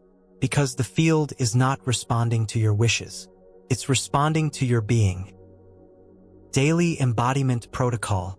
Wake up and speak. Today, I live as the version of me I've already chosen. I do not wait for permission. I do not explain my shift. I stabilize it by living it. Move your body intentionally for 2 minutes as that self. Throughout the day, pause at transition points, before a meeting, walking into a new space, starting a new task. Ask, am I living from my chosen code or defaulting? Realign silently. No judgment, just signal. Before sleep, close with, I honored my new self today. Tomorrow I deepen it. Let's close this chapter with the ultimate truth. Your rewritten identity isn't something you manage. It's something you trust. You've built it, tested it, corrected it. Now you wear it not like a costume but like a second skin. It doesn't feel radical anymore. Feels normal, natural, yours. That's embodiment. And once it stabilizes, there's one final realization waiting. You've been rewriting your field this whole time. But what if the field is not something you program? What if you are the field itself? Let's meet that truth. You've rewritten identity. You've stabilized embodiment. You've practiced alignment until it became instinct. But now comes the question that dissolves the entire journey into a single, breathtaking moment. What if there's no more field to program? Because you are the field, not metaphorically, not spiritually, literally. The energetic blueprint you've been coding, you've never been separate from it. You've never been sending signals into the field. You've been echoing signals across yourself. Every rewrite, every shift, every collapse was you updating your own infinite structure. This is where duality dissolves, where the programmer and the code are one, where the distinction between input and output vanishes. And what remains? A reality shaped entirely by your state of being. Let's be clear. Most teachings keep the field out there. They say, you send energy into the field. You hope the universe responds. You try to align with its power. That creates a split, a subconscious illusion of separation. But when you collapse the division, something radical happens. You stop attracting things. You start expressing them. You don't ask the field for results. You recognize that your state is the result. That shift is not symbolic. It's structural. It means your experience doesn't just live in response to your vibration. It is your vibration. You're not inside reality. Reality is inside you. Let's put this into grounded language. When you say, I am choosing abundance, you're not sending a request to the quantum. You're selecting a pattern from your own infinite frequency architecture. You're reaching into yourself and choosing which configuration to activate, like a sound engineer adjusting internal tones. And when the tone stabilizes, the world plays your song back to you, not as feedback, as you. That's the shift. You stop waiting for the field to reflect. You understand everything is reflection. And all reflection is you mirroring yourself. So how do you live as the field? Here is the full field identity protocol. Step 1. Drop all external references. Stop tracking signs. Stop measuring impact. Stop needing evidence. Ask, am I being who I've chosen to be? Not, is the world reflecting it? Because when you become the field, reflection becomes irrelevant. Reality simply adjusts without needing your review. Step 2. Shift from broadcasting to being. You no longer need to send energy. That implies distance. Now you simply be the signal. Breath equals signal. Posture equals signal. Silence equals signal. Presence equals broadcast. You are no longer trying to influence reality. You are shaping it from the inside. Step 3. Reframe every external event as self-generated. Not in blame, in authorship. If something arises, ask, what version of me is this expression anchored to? Then shift, not the outcome but the origin state. That's not control. That's causality. Step 4. Treat thought as interior architecture. When a thought appears, stop seeing it as mind activity. See it as energetic formatting. Each thought reconfigures your field instantly. So your job isn't to manage thoughts. It's to notice the field they activate. And then choose again. without force, just awareness. Here's a simple but shocking truth. The world has never been separate from you. You were never reacting to anything. You've only been reacting to your own output, processed as external form. When you realize that, power returns. Because you no longer need proof. You no longer wait for signs. You move as source. Not source energy. Not source awareness. The source itself. Try this. When something triggers you, instead of spiraling, say, "This is not happening to me. This is an echo of an inner tone. I am the field. I can retune at will." Then pause. Feel your internal frequency. Change it by changing your attention. And watch the outer world begin to resound differently. Not because you did something. Because you stopped separating the observer from the observed. You are both. Always have been. This realization can feel destabilizing. Because it removes the last illusion of delay, dependence, and division. You can't blame circumstances anymore. You can't wait for permission. You can only own the origin of all experience. And once you do, you become untouchable, unshakable, undivided. Your life stops feeling like a sequence. It becomes a single, living pattern, and you are the center of it. Next, we complete the transformation. You've become the field. Now comes the question that lives beyond finality. What if this journey of identity has no end? You've become the code. You've become the field. You've dissolved the separation between the two. So where do you go from here? Do you stop? Do you rest forever in your new frequency? Do you settle into stability? No, because here's the paradox. Identity is never finished. Not because you're broken, not because you're chasing, but because you are infinite. And infinity doesn't conclude. It expresses, which means your identity isn't a destination. It's an ongoing quantum adventure. A nonlinear, never-ending, ever-unfolding experience of choosing new selves forever. Most systems teach arrival. Once you heal, you'll be complete. Once you manifest this, you'll be fulfilled. Once you collapse the past, you can live freely. But in truth, you were never here to finish being someone. You're here to expand identity without end, to shift frequency like art, to experiment with realities like a polymorphic soul. You don't evolve to become a self. You evolve because self is limitless, and each new layer is a flavor, not a finality. So here's a radical invitation. What if your growth doesn't need a reason anymore? What if your only motivation is, because I can, not to fix, not to chase, but to explore, to feel what it's like to be this kind of self for a while, and then choose again? That's not inconsistency. That's quantum fluency. The ability to change identity at will, without fragmentation, without fear, without apology. Because when self becomes play, life becomes possibility. Let's anchor the quantum adventure model. 1. Embrace non-finality. Stop looking for arrival points.